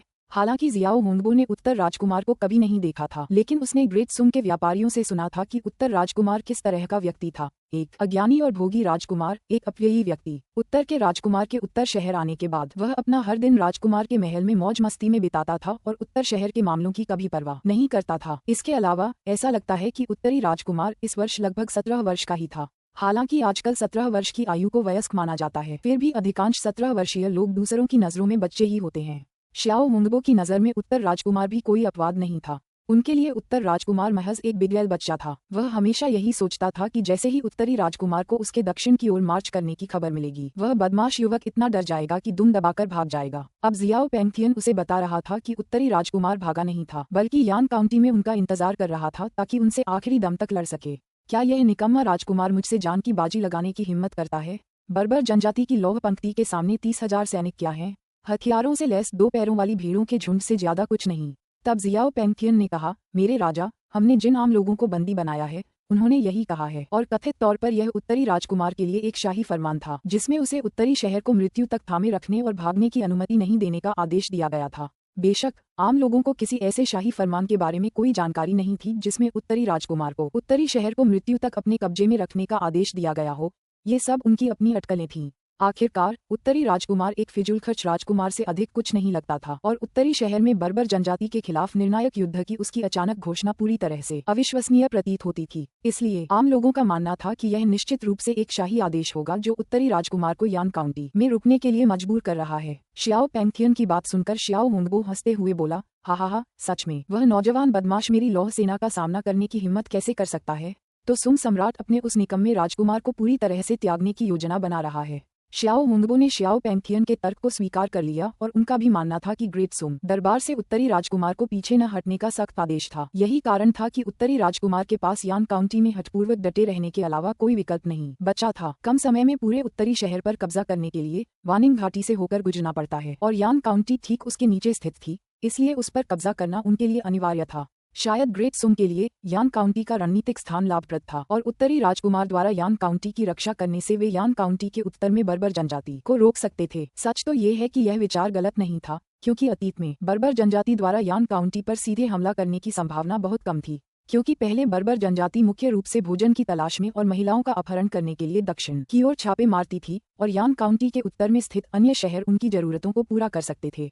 इसके अलावा अतीत में वे मुख्य रूप से घेराबंदी उपकरणों के बिना घुड़सवार सेना तैनात करते थे। यान काउंटी जैसे शहर पर हजारों सैनिकों के साथ कब्जा करना कई महीनों के बिना असंभव होता, लेकिन इस बार स्थिति अलग थी, क्योंकि वे पूरे उत्तरी शहर पर कब्जा करने के लिए दृढ़ संकल्पित थे और उन्होंने शुरुआत से ही घेराबंदी के उपकरण तैयार कर रखे थे। यान काउंटी पर कब्जा करना बिल्कुल भी मुश्किल नहीं होगा। फिर शियाओ हुंगबो ने जोर से आदेश दिया, तत्काल आदेश भेजो, पूरी गति से यान काउंटी की ओर कूच करो। मुझे उस अनुभवहीन उत्तरी राजकुमार को पकड़ना ही होगा, हम उसे भागने नहीं दे सकते। शियाओ हुंगबो की बात सुनते ही उसके पीछे मौजूद सैनिकों ने तुरंत तुरही बजा दी। उसी क्षण जियाओ पेंगथियन ने चेतावनी देते हुए कहा, मेरे राजा, सावधानी बरतना बुद्धिमानी होगी। केवल 30,000 सैनिकों के साथ उत्तरी राजकुमार हमारे साथ निर्णायक युद्ध करने का प्रस्ताव कैसे रख सकता है? मेरे विचार से हमें पहले स्थिति का जायजा लेने के लिए एक अग्रिम टुकड़ी भेजनी चाहिए और फिर मुख्य सेना को दक्षिण की ओर बढ़ना चाहिए। जियाओ पेंगथियन को हमेशा लगता था कि कुछ गड़बड़ है। स्थिति के हर पहलू में विचित्रता स्पष्ट थी। यदि उत्तरी राजकुमार वास्तव में बर्बर जनजाति के दक्षिण की ओर से होने वाले आक्रमण का प्रतिरोध करना चाहता, तो वह यान काउंटी के उत्तर में स्थित संपूर्ण रक्षा व्यवस्था को ध्वस्त नहीं करता। यद्यपि यान काउंटी के उत्तर में स्थित शहर की दीवारें यान काउंटी की दीवारों जितनी मजबूत नहीं थीं, फिर भी बर्बर जनजाति को उन शहरों पर विजय प्राप्त करने के लिए समय की आवश्यकता होगी। यदि बर्बर जनजाति उन शहरों पर हमला करने में समय व्यतीत करती, तो इससे यान काउंटी को पर्याप्त समय मिल जाता। इसके फलस्वरूप ग्रेट सम के कुछ जागीरदारों को बर्बर जनजाति के खिलाफ उत्तरी राजकुमार की सहायता के लिए सेना भेजने का समय मिल जाएगा। हालांकि ग्रेट सुम के दरबार ने इस समय लापरवाही से सेना तैनात करने का साहस नहीं किया, लेकिन उन्हें अनिवार्य रूप से जागीरदारों से सेना भेजने की आवश्यकता होगी, भले ही वे जागीरदार टालमटोल करने की प्रवृत्ति रखते हों। तार्किक रूप से नॉर्थ सिटी जितनी देर तक गतिरोध बनाए रख सकता है, नॉर्थ प्रिंस द्वारा इसकी रक्षा करने की संभावना उतनी ही अधिक होगी। भले ही उत्तरी राजकुमार को कुछ भी समझ न आया हो, लेकिन उनके साथ खड़े सेनापतियों और सैनिकों को उत्तरी भूमि के उन शहरों का महत्व तो अवश्य ही पता होगा, है ना? फिर भी नॉर्थ प्रिंस ने उन शहरों से सभी सैनिकों और नागरिकों को वापस बुला लिया था। इससे जियाओ पेंगथियन को साजिश की बू आने लगी। शियाओ पेंगथियन की बातें सुनकर शियाओ हुंगबो जोर से हंस पड़ा और फिर बोला, शियाओ पेंगथियन, तुम बहुत ज्यादा सावधान रहते हो। क्या तुम जानते हो कि बड़ों ने तुम्हें आकाश भेड़िया राजा क्यों नहीं चुना? क्योंकि तुम बहुत अनिर्णायक हो और अपने कार्यों में पर्याप्त रूप से निर्णायक नहीं हो। ये कहते हुए जियाओ हुंगबो अपने घोड़े पर सवार होकर सीधे यान काउंटी की ओर चल पड़ा और जियाओ पेंगथियन को वहीं अकेला छोड़ दिया। शियाओ हुंगबो को जाते हुए देखकर शियाओ पेंगथियन ने बस आह भरी। न जाने क्यों उसे अपने दिल में गहरी बेचैनी महसूस हो रही थी, मानो कुछ भयानक होने वाला हो। अध्याय 106 बर्बर जनजाति यान काउंटी में पहुंचती है। अध्याय 106 बर्बर जनजाति यान काउंटी में पहुंचती है। अनुवादक 54,96,90,339। बर्बर जनजाति अपनी पूरी गति से यान काउंटी की ओर बढ़ रही थी और 70,000 सैनिकों वाली विशाल ग्रेट सुम सेना भी अपनी पूरी रफ्तार से आगे बढ़ रही थी, मानो समय के साथ ही दौड़ लगा रही हो। हालांकि घास के मैदानों से लेकर यान काउंटी तक एक विशाल मैदान फैला हुआ है और लिन शियुमिंग की सेना कितनी भी तेज क्यों न हो, वे बर्बर घुड़सवार सेना की गति का मुकाबला नहीं कर सकते थे। महज कुछ ही दिनों में 3 लाख सैनिकों वाली बर्बर सेना वानिंग घाटी के निकट पहुंच चुकी थी। प्रातःकाल बाई किनकिन की मनमोहक खुशबू के बीच लू चेन उठी। बाई किनकिन ने खुद लू चेन को कपड़े पहनाए। कभी अभिमानी और संकोची रहने वाली बाई किनकिन अब एक शांत और गंभीर महिला में बदल चुकी थी। उसने एक उपपत्नी के रूप में अपनी भूमिका को पूरी तरह से अपना लिया था और लू चेन की दैनिक जरूरतों का लगन से ख्याल रखती थी। जैसे ही लू चेन ने कपड़े पहने और कमरे से बाहर निकला, एक महिला गार्ड दौड़कर आई और बोली, राजकुमार, मोर्चे से अत्यावश्यक समाचार है। बर्बर जनजाति वानिंग घाटी पहुंच गई है। ये सुनकर लू चेन ने कुछ आश्चर्य से कहा, इतनी जल्दी? बर्बर जनजाति के आने का समय स्पष्ट रूप से लू चेन और उसके लोगों द्वारा जासूसी रिपोर्टों से अनुमानित समय से काफी पहले था, लेकिन ये कोई बड़ी समस्या नहीं थी क्योंकि उन्होंने पहले ही अपनी तैयारियां कर ली थीं। बर्बर जनजाति के साथ होने वाले निर्णायक युद्ध के विचार मात्र से ही लू चेन का खून उत्साह से भर गया। हालांकि उसने पहले भी हत्याएं की थीं और हत्याओं का गवाह भी रहा था, लेकिन उसने कभी भी वास्तविक युद्ध क्षेत्र का नजारा नहीं देखा था। नाश्ता किए बिना ही लू चेन यान काउंटी के टावर की ओर दौड़ पड़ा। इस समय तक मु चांगटियन 30,000 सैनिकों के साथ युद्ध के लिए तैयार था। मु जिनपिंग ने वानिंग घाटी के दोनों ओर तोपखाने का शिविर तैनात कर दिया था और काली घुड़सवार सेना भी आगे बढ़ रही थी। सब कुछ बर्बर घुड़सवार सेना के वानिंग घाटी में प्रवेश करने की प्रतीक्षा कर रहा था। तभी एक खोजी सैनिक लू चेन के पास आया और बोला, राजकुमार, बर्बर सेनाएं तुरंत वानिंग घाटी में प्रवेश नहीं कर पाई हैं, बल्कि घाटी के बाहर घास के मैदान में डेरा डाले हुए हैं। ये सुनकर शहर के टावर पर तैनात सैनिक अचानक तनावग्रस्त हो गए। वे ये सोचने पर मजबूर हो गए कि क्या बर्बर घुड़सवार सेना ने कुछ पता लगा लिया था या क्या उनकी अपनी तैनाती की जानकारी लीक हो गई थी। अगर ऐसा होता तो वाकई परेशानी की बात होती। वे न केवल बर्बर घुड़सवार सेना को हराने में असफल हो सकते हैं, बल्कि वानिंग घाटी के दोनों ओर स्थित तोपखाने शिविरों को बर्बर सैनिकों द्वारा चुपके से नष्ट किया जा सकता है। यदि ये विनाशकारी हथियार हौवित्ज बर्बर जनजाति के हाथ लग गए तो यान काउंटी को एक ही हमले में भेदा जा सकता था, जिससे प्रतिरोध करने की कोई क्षमता नहीं बचती। इसी क्षण मु चांगटियन ने कहा, राजकुमार, क्यों न मैं सेना को शहर से बाहर ले जाकर बर्बर जनजाति को वानिंग घाटी में लुभाऊं। मु चांगटियन का सुझाव सुनने के बाद लू चेन ने तुरंत कोई जवाब नहीं दिया। कुछ देर सोचने के बाद उसने खोजी सैनिक से पूछा, बर्बर सेना वानिंग घाटी के बाहरी इलाके में कब पहुंची? स्काउट ने उत्तर दिया, आज सुबह। ये सुनकर लू चेन ने तुरंत आदेश दिया, वानिंग घाटी के दोनों ओर स्थित तोपखाने शिविर के सैनिकों को तुरंत छिपने का आदेश दें और बर्बर सेना के घाटी में प्रवेश करने से पहले खुद को प्रकट न करें। इसके अलावा हमें जल्दी करने की कोई जरूरत नहीं है, चूंकि बर्बर सैनिक आज सुबह ही आए हैं, इसलिए ये पूरी संभावना है कि उन्होंने रात भर यात्रा की होगी और अब शिविर में विश्राम कर रहे होंगे। अग्रणी जासूसों को उनकी गतिविधियों पर नजर रखने दो। यदि बर्बर जनजाति जासूसी के लिए सैनिक भेजती है तो उन्हें वानिंग घाटी में प्रवेश करने दो, उन्हें अनदेखा करो। रिपोर्टिंग स्काउट ने तुरंत जवाब दिया, हाँ प्रिंस, मैं अब चलता हूँ। सैनिक के चले जाने के बाद मु चांगटियन ने फिर कहा, राजकुमार, बर्बर जनजाति यान काउंटी की लंबी घेराबंदी के लिए तैयार प्रतीत होती है, अन्यथा वे वानिंग घाटी के बाहर डेरा नहीं डालते बल्कि सीधे प्रवेश करने का विकल्प चुनते। लू चेन ने बोलने से पहले कुछ देर सोचा। लगता है कि शियाओ हुंगबो भी मूर्ख नहीं है। वह जानता है कि यान काउंटी पर कब्जा करना आसान नहीं होगा। यदि शियाओ हुंगबो को सचमुच विश्वास था कि यान काउंटी पर हमले की पहली लहर से शहर को हराया जा सकता है, तो वे वहां शिविर क्यों लगाते? उन्हें बस थोड़ी देर आराम करना चाहिए था और सीधे सेना को वानिंग घाटी में भेज देना चाहिए था। यान काउंटी को अपने कब्जे में लेने के बाद क्या वहीं आराम करना बेहतर नहीं होगा? वानिंग घाटी के बाहर डेरा डाले बर्बर जनजाति ने एक ओर वानिंग घाटी के भूभाग के प्रति अपनी सतर्कता प्रदर्शित की और दूसरी ओर यह संकेत दिया कि उन्हें विश्वास नहीं था कि वे आज यान काउंटी पर कब्जा कर सकते हैं। तभी एक और खोजी सैनिक मोर्चे से लौट आया। राजकुमार, बर्बर जनजाति ने एक टोही घुड़सवार सेना भेजी है जो पहले ही वानिंग घाटी में प्रवेश कर चुकी है और सीधे यान काउंटी की ओर बढ़ रही है। सैनिक ने सूचना दी। लू चेन ने पूछा, कितने हैं? सिपाही ने जवाब दिया, केवल कुछ दर्जन लोग। लू चेन ने थोड़ी देर सोचा और फिर कहा, उनकी चिंता मत करो, निगरानी जारी रखो। जी हाँ राजकुमार, सैनिक ने स्वीकार किया। वानिंग घाटी के बाहर जियाओ पेंगथियन नदी किनारे खड़ा था और वानिंग घाटी के भूभाग को गंभीर संकट की भावना से देख रहा था। मूल रूप से जियाओ हुंगबो ने 3 लाख सैनिकों की सेना का नेतृत्व करते हुए सीधे वानिंग घाटी में प्रवेश करने और फिर यान काउंटी पर हमला करने की योजना बनाई थी, जिसका उद्देश्य दोपहर से पहले उस पर कब्जा करना था। हालांकि जियाओ पेंगथियन ने कई तर्कपूर्ण दलीलों का इस्तेमाल करते हुए बताया कि सैनिक पूरी रात यात्रा करने से थक गए थे और उन्हें आराम की जरूरत थी। उन्होंने अपनी बात को मजबूत करने के लिए राजकुमारी का भी जिक्र किया और अंततः जियाओ हुंगबो को आराम के लिए वानिंग घाटी के बाहर डेरा डालने के लिए मना लिया। जियाओ पेंगथियन भली भांति जानता था कि जियाओ हुंगबो उससे बेहद असंतुष्ट था। उत्तर नगर पर आक्रमण करने के लिए दक्षिण की ओर बढ़ते हुए अभियान के दौरान उसने कई ऐसी बातें कहीं जो जियाओ हुंगबो सुनना नहीं चाहता था और यहाँ तक कि उसने कई बार राजकुमारी का नाम भी लिया। दरअसल जियाओ हुंगबो की उससे नाराजगी कोई नई बात नहीं थी। जब वे स्काई वुल्फ किंग जनजाति में थे तब भी उनकी समान शक्तियों के कारण उनके बीच मतभेद पैदा हो चुका था। स्काई वुल्फ किंग की उपाधि के लिए जियाओ हुंगबो के सबसे प्रबल प्रतिद्वंद्वी जियाओ पेंगथियन थे। फिर भी राजकुमारी की मध्यस्थता के बाद स्काई वुल्फ किंग जनजाति के बुजुर्गों ने अंततः शियाओ हुंगबो को राजसत्ता प्रदान की। भले ही शियाओ हुंगबो स्काई वुल्फ किंग बन गया था, लेकिन उसके साथ किसी ऐसे व्यक्ति का होना जो उसके सिंहासन के लिए लगातार खतरा बना हुआ था अब भी उसे असहज महसूस कराता था। जियाओ पेंगथियन मूर्ख नहीं था। वह जियाओ हुंगबो की उसके प्रति घृणा को स्पष्ट रूप से देख सकता था। हालांकि स्काई वुल्फ किंग जनजाति द्वारा उत्तरी शहर पर कब्जा करने के अभियान के दौरान कोई समस्या न हो, इसके लिए उसे बोलना ही पड़ा। वानिंग घाटी के भूभाग को देखते हुए यदि उनकी 3 लाख सैनिकों की सेना सीधे हमला करती है और यान काउंटी पर कब्जा करने में विफल रहती है और ग्रेट सुम की सेना पीछे से आ सकती है, तो वे सभी वानिंग घाटी के भीतर फंस जाएंगे। तभी वू युआन के व्यापारिक काफिले का एक नौकर जियाओ पेंगथियन के पास आया और बोला, जनरल जियाओ, क्या आपने मुझे किसी काम से बुलाया है? वे दक्षिण की ओर अपने अभियान में वू युआन के व्यापारिक काफिले की सुरक्षा कर रहे थे। आखिरकार लूटे गए खजाने को ले जाना आवश्यक था और वू युआन का काफिला एक सुविधाजनक साधन प्रदान करता था। जियाओ पेंगथियन ने पूछा, क्या आपके काफिले को ग्रेट सुम दरबार की गतिविधियों के बारे में कोई जानकारी मिली है, जैसे कि क्या वे उत्तरी शहर को सुदृढ़ करने के लिए एक बड़ी सेना भेज रहे हैं? वू युआन के काफिले के सेवक ने तुरंत उत्तर दिया, जी हाँ जनरल, दरबार ने उत्तरी राजकुमार की सहायता के लिए 70,000 सैनिकों की सेना भेजी है। ये सुनकर जियाओ पेंगथियन को ये सोचने पर मजबूर होना पड़ा कि क्या वह स्थिति के बारे में जरूरत से ज्यादा सोच रहा है। केवल 70,000 सैनिक, इस बात की प्रबल संभावना थी कि यह बल नॉर्थ प्रिंस को यान काउंटी की रक्षा करने में मदद करने के लिए था और वह आक्रमण नहीं करेगा। पीछे से घेरने की तो बात ही दूर है। यदि बर्बर घुड़सवार सेना ने हमला किया तो 70,000 सैनिक पल भर में तितर बितर हो जाएंगे। यदि घेराबंदी विफल हो गई तो वे सैनिक अपनी मृत्यु की ओर बढ़ रहे होंगे। उसी क्षण एक बर्बर सैनिक घोड़े पर सवार होकर जियाओ पेंगथियन के पास आया और बोला, महाराज, राजा आपको बुला रहे हैं। अध्याय 107, अध्याय 107, अध्याय 107। ये कौन सा मोटा है?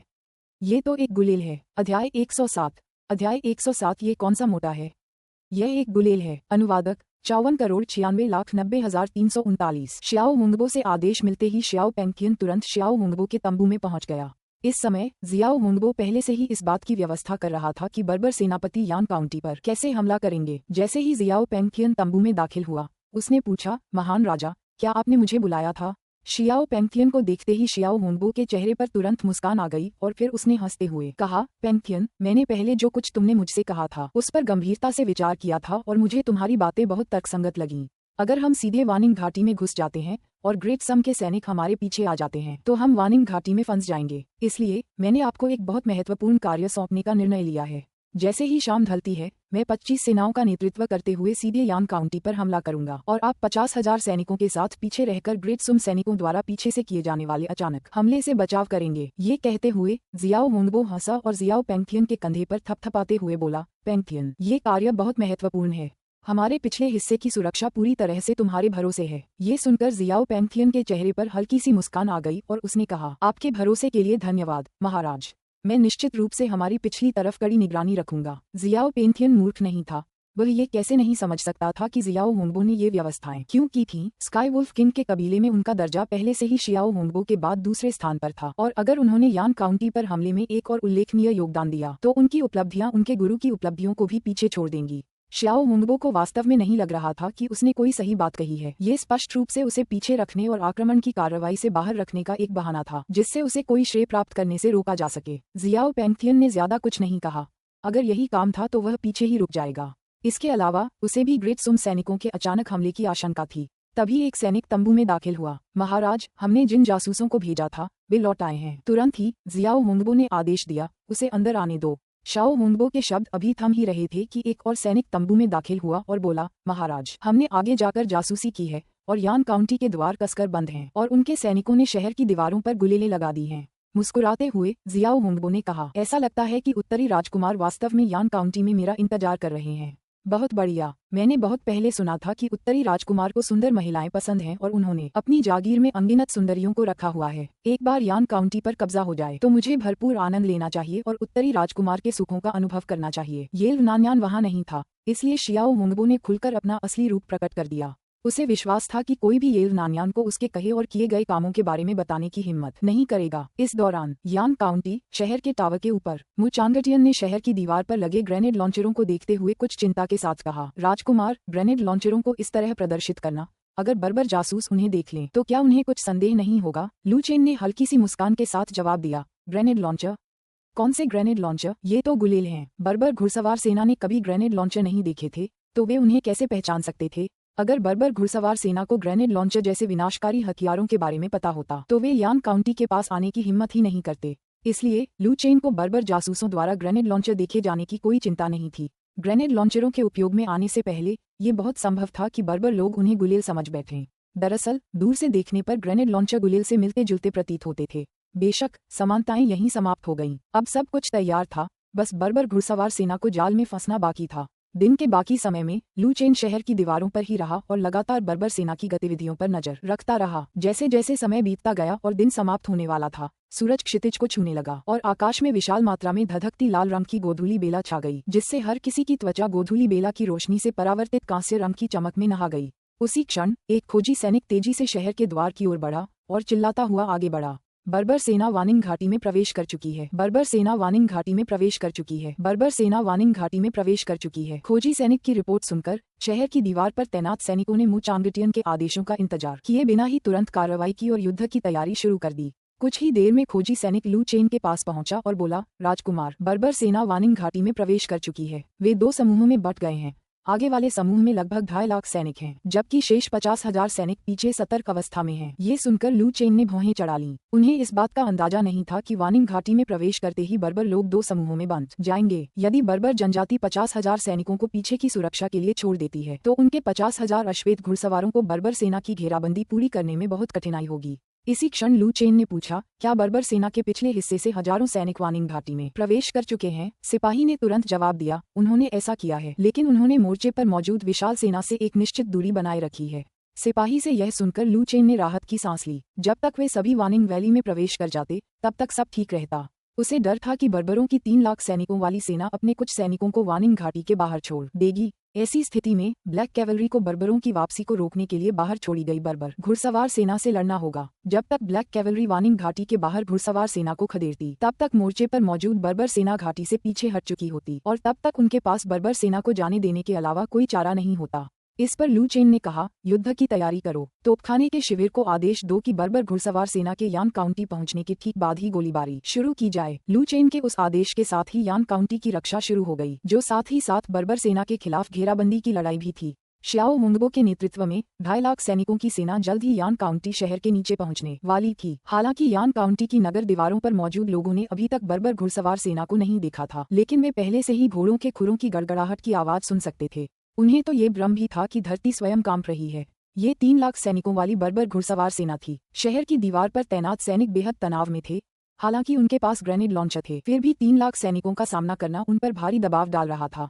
ब्लैक कैवलरी सहित नॉर्थ सिटी में कुल मिलाकर केवल 90,000 सैनिक थे। 90,000 बनाम 3 लाख, दबाव अपरिहार्य था। घोड़ों के खुरों की गड़गड़ाहट सुनकर लू चेन का दिल बेतहाशा धड़कने लगा, मानो उसके शरीर में एड्रेनालाइन तेजी से स्रावित हो रहा हो और उसकी हर कोशिका में जान डाल रहा हो। जैसे जैसे घोड़ों के खुरों की आवाज तेज और करीब आती गई, बर्बर सेना के झंडे धीरे धीरे सभी की नजरों में दिखाई देने लगे। लू चेन शहर के बुर्ज पर खड़ा हुआ और उसने बर्बर सेना के अग्रिम मोर्चे पर मौजूद जनरलों का त्वरित जायजा लिया। नाम, जियो हुंगबो। शीर्षक, बर्बर जनजाति का आकाश भेड़िया राजा। शक्ति, मास्टर क्षेत्र। निष्ठा, -100, शत्रुतापूर्ण। नाम, बर्बर लोहा। पदनाम, आकाश भेड़िया राजा की जनजाति का सेनापति। शक्ति, मास्टर क्षेत्र। निष्ठा, -100, शत्रुतापूर्ण। नाम, जियान जिया। पदनाम, उत्तरी फ्रे राजा की जनजाति का सेनापति। शक्ति, मास्टर क्षेत्र। निष्ठा, -100, शत्रुतापूर्ण। इन तीनों व्यक्तियों के आंकड़ों की समीक्षा करने के बाद लू चेन ने अन्य जनरलों की जानकारी पर सरसरी नजर डाली। अंत में 2 लाख से अधिक की बर्बर सेना के अग्रिम मोर्चे में लगभग केवल 3 ग्रैंडमास्टर, 5 हाफ सटिप ग्रैंडमास्टर और 1 दर्जन 9वीं श्रेणी के योद्धा ही शामिल थे।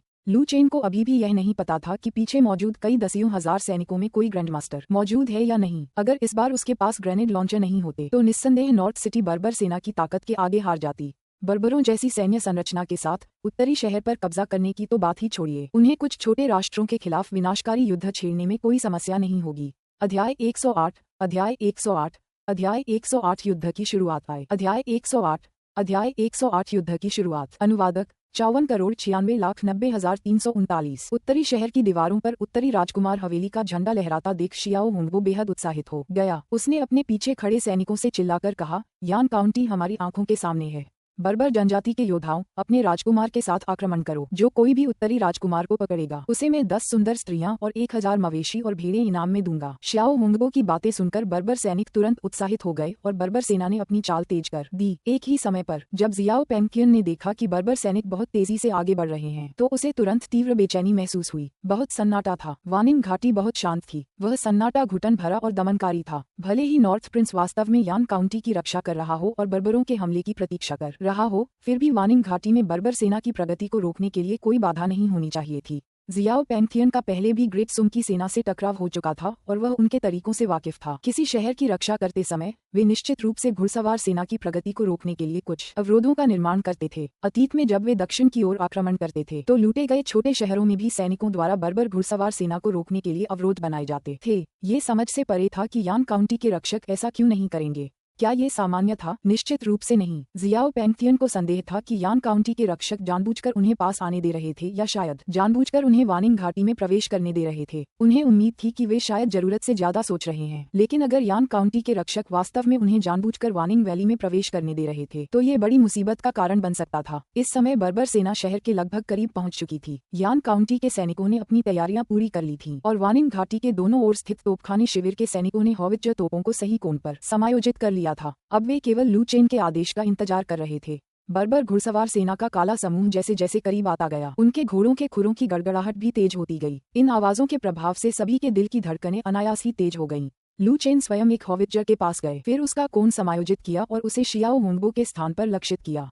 लू चेन का इरादा किसी भी युद्ध नियम का पालन करने का नहीं था, न ही उसका इरादा शियाओ हुंगबो को जिंदा पकड़ने का था। अगर वह उसे तोप के गोले से मार सकता तो यही सबसे अच्छा विकल्प था। स्वाभाविक रूप से जियाओ हुंगबो ने भी शहर की दीवार पर हॉवित्जर देखे, हालांकि उन्होंने उन पर ध्यान नहीं दिया, यह मानते हुए कि वे केवल ट्रेबुचे हैं। इन मास्टर स्तर के विशेषज्ञों के लिए ऐसे ट्रेबुचे से कोई खतरा नहीं था, केवल एक सीधा हमला ही काफी था। बर्बर सेना को करीब आते देख लू चेन को लगा कि समय लगभग सही है और उसने तुरंत फायरिंग पिन खींच दी। अगले ही क्षण 122 मिलीमीटर का एक हॉवित्जर गोला आकाश में उठा और फिर बर्बरों के कई महत्वपूर्ण व्यक्तियों की ओर तेजी से गिरा, जिससे जियाओ हुंगबो के लिए रास्ता खुल गया। एक ग्रैंडमास्टर स्तर के विशेषज्ञ के रूप में जियाओ हुंगबो ने स्वाभाविक रूप से उस खोल को पहचान लिया, लेकिन उनके लिए वह सिर्फ एक पत्थर था। जैसे ही जियाओ हुंगबो ने अपनी कुल्हाड़ी से पत्थर को तोड़ने की तैयारी की, उसके बगल में खड़े बर्बरों में से एक ग्रैंडमास्टर जनरल जियान जिया ने अपने घोड़े से छलांग लगाई और 10 मीटर से अधिक ऊंचाई तक हवा में उछल गया। ये दृश्य देखकर लू चेन भी अचंभित रह गया। क्या किसी ग्रैंडमास्टर की असली शक्ति यही होती है कि वह मात्र शारीरिक बल से इतनी ऊंची छलांग लगा सके? हालांकि उसी क्षण जियान जिया ने अपने हाथ में मौजूद विशाल कुल्हाड़ी को हॉवित्जर गोले की ओर घुमाया। इसके तुरंत बाद हॉवित्जर का गोला फट गया। बूम! एक भीषण धमाके के साथ बर्बर जनजाति के ग्रैंडमास्टर जनरल जियान जिया का शरीर टुकड़े टुकड़े हो गया। जैसे ही हॉवित्जर फटा, शियाओ हुंगबो के सामने मौजूद सैनिक बड़ी संख्या में तुरंत मारे गए या घायल हो गए और शियाओ हुंगबो एक अन्य बर्बर ग्रैंडमास्टर के साथ विस्फोट से कई मीटर दूर जा गिरे। पहले तो उत्साह से भरी बर्बर सेना धमाके से तुरंत जाग उठी। अंततः उन्हें एहसास हुआ कि कुछ गड़बड़ है। बर्बर सेना, जो पूरी गति से आगे बढ़ रही थी, अचानक रुक गई और पूरी सेना में अराजकता फैल गई। हे भगवान, यह क्या था? ग्रैंडमास्टर, क्या यान काउंटी में कोई ग्रैंडमास्टर हो सकता है? उत्तरी राजकुमार घायल हो गया है, हमें उत्तरी राजकुमार का बदला लेना होगा। आक्रमण करना। पहले से ही अस्त व्यस्त बर्बर सेना ने हमला करने से पहले एक पल के लिए हिचकिचाया, जिसकी लू चेन ने उम्मीद नहीं की थी। लेकिन यह आश्चर्यजनक नहीं था, क्योंकि यह केवल एक ही तोप का गोला था। उन्हें अभी तक ग्रेनेड तोपों की भयावहता का एहसास नहीं हुआ था। लू चेन ने उनकी बहादुरी की प्रशंसा की, हालांकि कभी कभी जल्दबाजी करना अच्छी बात नहीं होती। फिर लू चेन ने जोर से चिल्लाकर कहा, आग! अगले ही क्षण शहर की दीवारों पर तैनात तीरंदाजों और तोपखाने ने एक साथ हमला शुरू कर दिया। ऊपर से अनगिनत तीर बरसने लगे। बर्बर सेना की टुकड़ियों के बीच ग्रेनेड तोपें फट गईं, जिससे सैनिक और घोड़े दोनों ही चकनाचूर हो गए। वानिंग घाटी की संकीर्णता के कारण एक ही विस्फोट ने व्यापक विनाश मचा दिया। पलक झपकते ही अनगिनत बर्बर सैनिक मारे गए या घायल हो गए। एक ही समय पर वानिंग घाटी के दोनों ओर घात लगाकर बैठे तोपखाने शिविर ने तुरंत हमला नहीं किया। वे शियाओ पैंथियन और उसके 50,000 सैनिकों के अपने गोलाबारी क्षेत्र में प्रवेश करने की प्रतीक्षा कर रहे थे। उसी क्षण जियाओ पैंथियन ने महसूस किया कि सामने की बर्बर सेना अचानक अस्त व्यस्त हो गई है और तुरंत समझ गया कि कुछ न कुछ जरूर हुआ होगा। बिना एक पल भी हिचकिचाए वह मुड़ा और अपने पीछे खड़े सैनिकों से कहा, हमारी पीठ के पीछे पहरा दो, हमला करने के लिए तैयार हो जाओ। जियाओ पैंथियन की प्रतिक्रिया आश्चर्यजनक रूप से तेज थी। ब्लैक कैवलरी के प्रकट होने से पहले ही उन्हें यह आभास हो गया था कि वे घिरने वाले हैं। शियाओ पैंथियन की सेना को सतर्क होते देख एक तोपची ने अपने बगल में खड़े मु जिंगवू से कहा, कैप्टन मु, अगर हमने अभी हमला नहीं किया तो यान काउंटी में सारा गोला बारूद जल्द ही खत्म हो जाएगा। यान काउंटी में ज्यादा ग्रेनेड तोपें नहीं थीं और अधिकांश तोप के गोले वानिंग घाटी के दोनों किनारों पर स्थित तोपखाने शिविरों को आवंटित किए गए थे। मुजिंगवू ने शियाओ पैंथियन के 50,000 सैनिकों पर एक नजर डाली और फिर जोर से चिल्लाया, सभी टुकड़ियां तैयार हो जाओ, गोलीबारी शुरू करो। आदेश मिलते ही दर्जनों गोले बर्बर सेना के बीचों बीच गिरे, जिससे बर्बर घुड़सवारों के अंक हवा में उड़ गए। मिट्टी 12 मीटर से भी अधिक ऊंचाई तक उड़ गई और विस्फोट से निकली मिट्टी के नीचे कुछ बर्बर घुड़सवार जिंदा ही दब गए। विस्फोट शियाओ पेंगथियन और उसकी सेना से ज्यादा दूर नहीं हुआ था और सामने की सेना की दयनीय स्थिति को देखकर शियाओ पेंगथियन के पीछे मौजूद 50,000 बर्बर सैनिकों ने पीछे हटने के बारे में सोचना शुरू कर दिया। हे भेड़िया देवता, ये किस प्रकार का हथियार है? ग्रेट जिया के पास इतने भयानक हथियार कब से आ गए? जनरल, हमें धोखा दिया गया है। जनरल, हमें तेजी से पीछे हटना चाहिए। बर्बर सैनिकों को हवा में बिखरा देखकर जियाओ पेंगथियन स्वाभाविक रूप से समझ गया कि उन्हें धोखा दिया गया है। इस समय सबसे महत्वपूर्ण कार्य पीछे के मार्ग की रक्षा करना था ताकि यह सुनिश्चित किया जा सके कि उनकी बर्बर घुड़सवार सेना वानिंग घाटी से सुरक्षित निकल सके। अन्यथा ग्रेट जिया के उस रहस्यमय हथियार की बमबारी के तहत उनके 3 लाख बर्बर घुड़सवार सैनिक वानिंग घाटी में ही मारे जा सकते थे। जियाओ पेंगथियन को अपने 50,000 सैनिकों के साथ पीछे हटने की तैयारी करते देख वानिंग घाटी के दोनों ओर के तोपखाने के सैनिक चिंतित हो गए। उनकी नजर लगभग 10,000 बर्बर सैनिकों पर थी। वे उन्हें यूं ही भागने नहीं दे सकते थे। तुरंत ही कुछ तोपचियों ने ग्रेनेड तोपों की दिशा बदलकर शियाओ पेंगथियन के 50,000 सैनिकों को निशाना बनाया और उन पर गोलियां बरसाने शुरू कर दी। जब भीड़ में एक गोला फटा, उसी क्षण जियाओ पेंगथियन की 50,000 सैनिकों की सेना पूरी तरह से अस्त व्यस्त हो गई। ये दृश्य देखकर जियाओ पेंगथियन समझ गया कि उन्हें तुरंत पीछे हटना होगा और उसने जोर से चिल्लाया, पीछे हटो, पूरी सेना पीछे हटो। इसके बाद संदेशवाहक सैनिक ने बिगुल निकाला और पीछे हटने का संकेत दिया। वो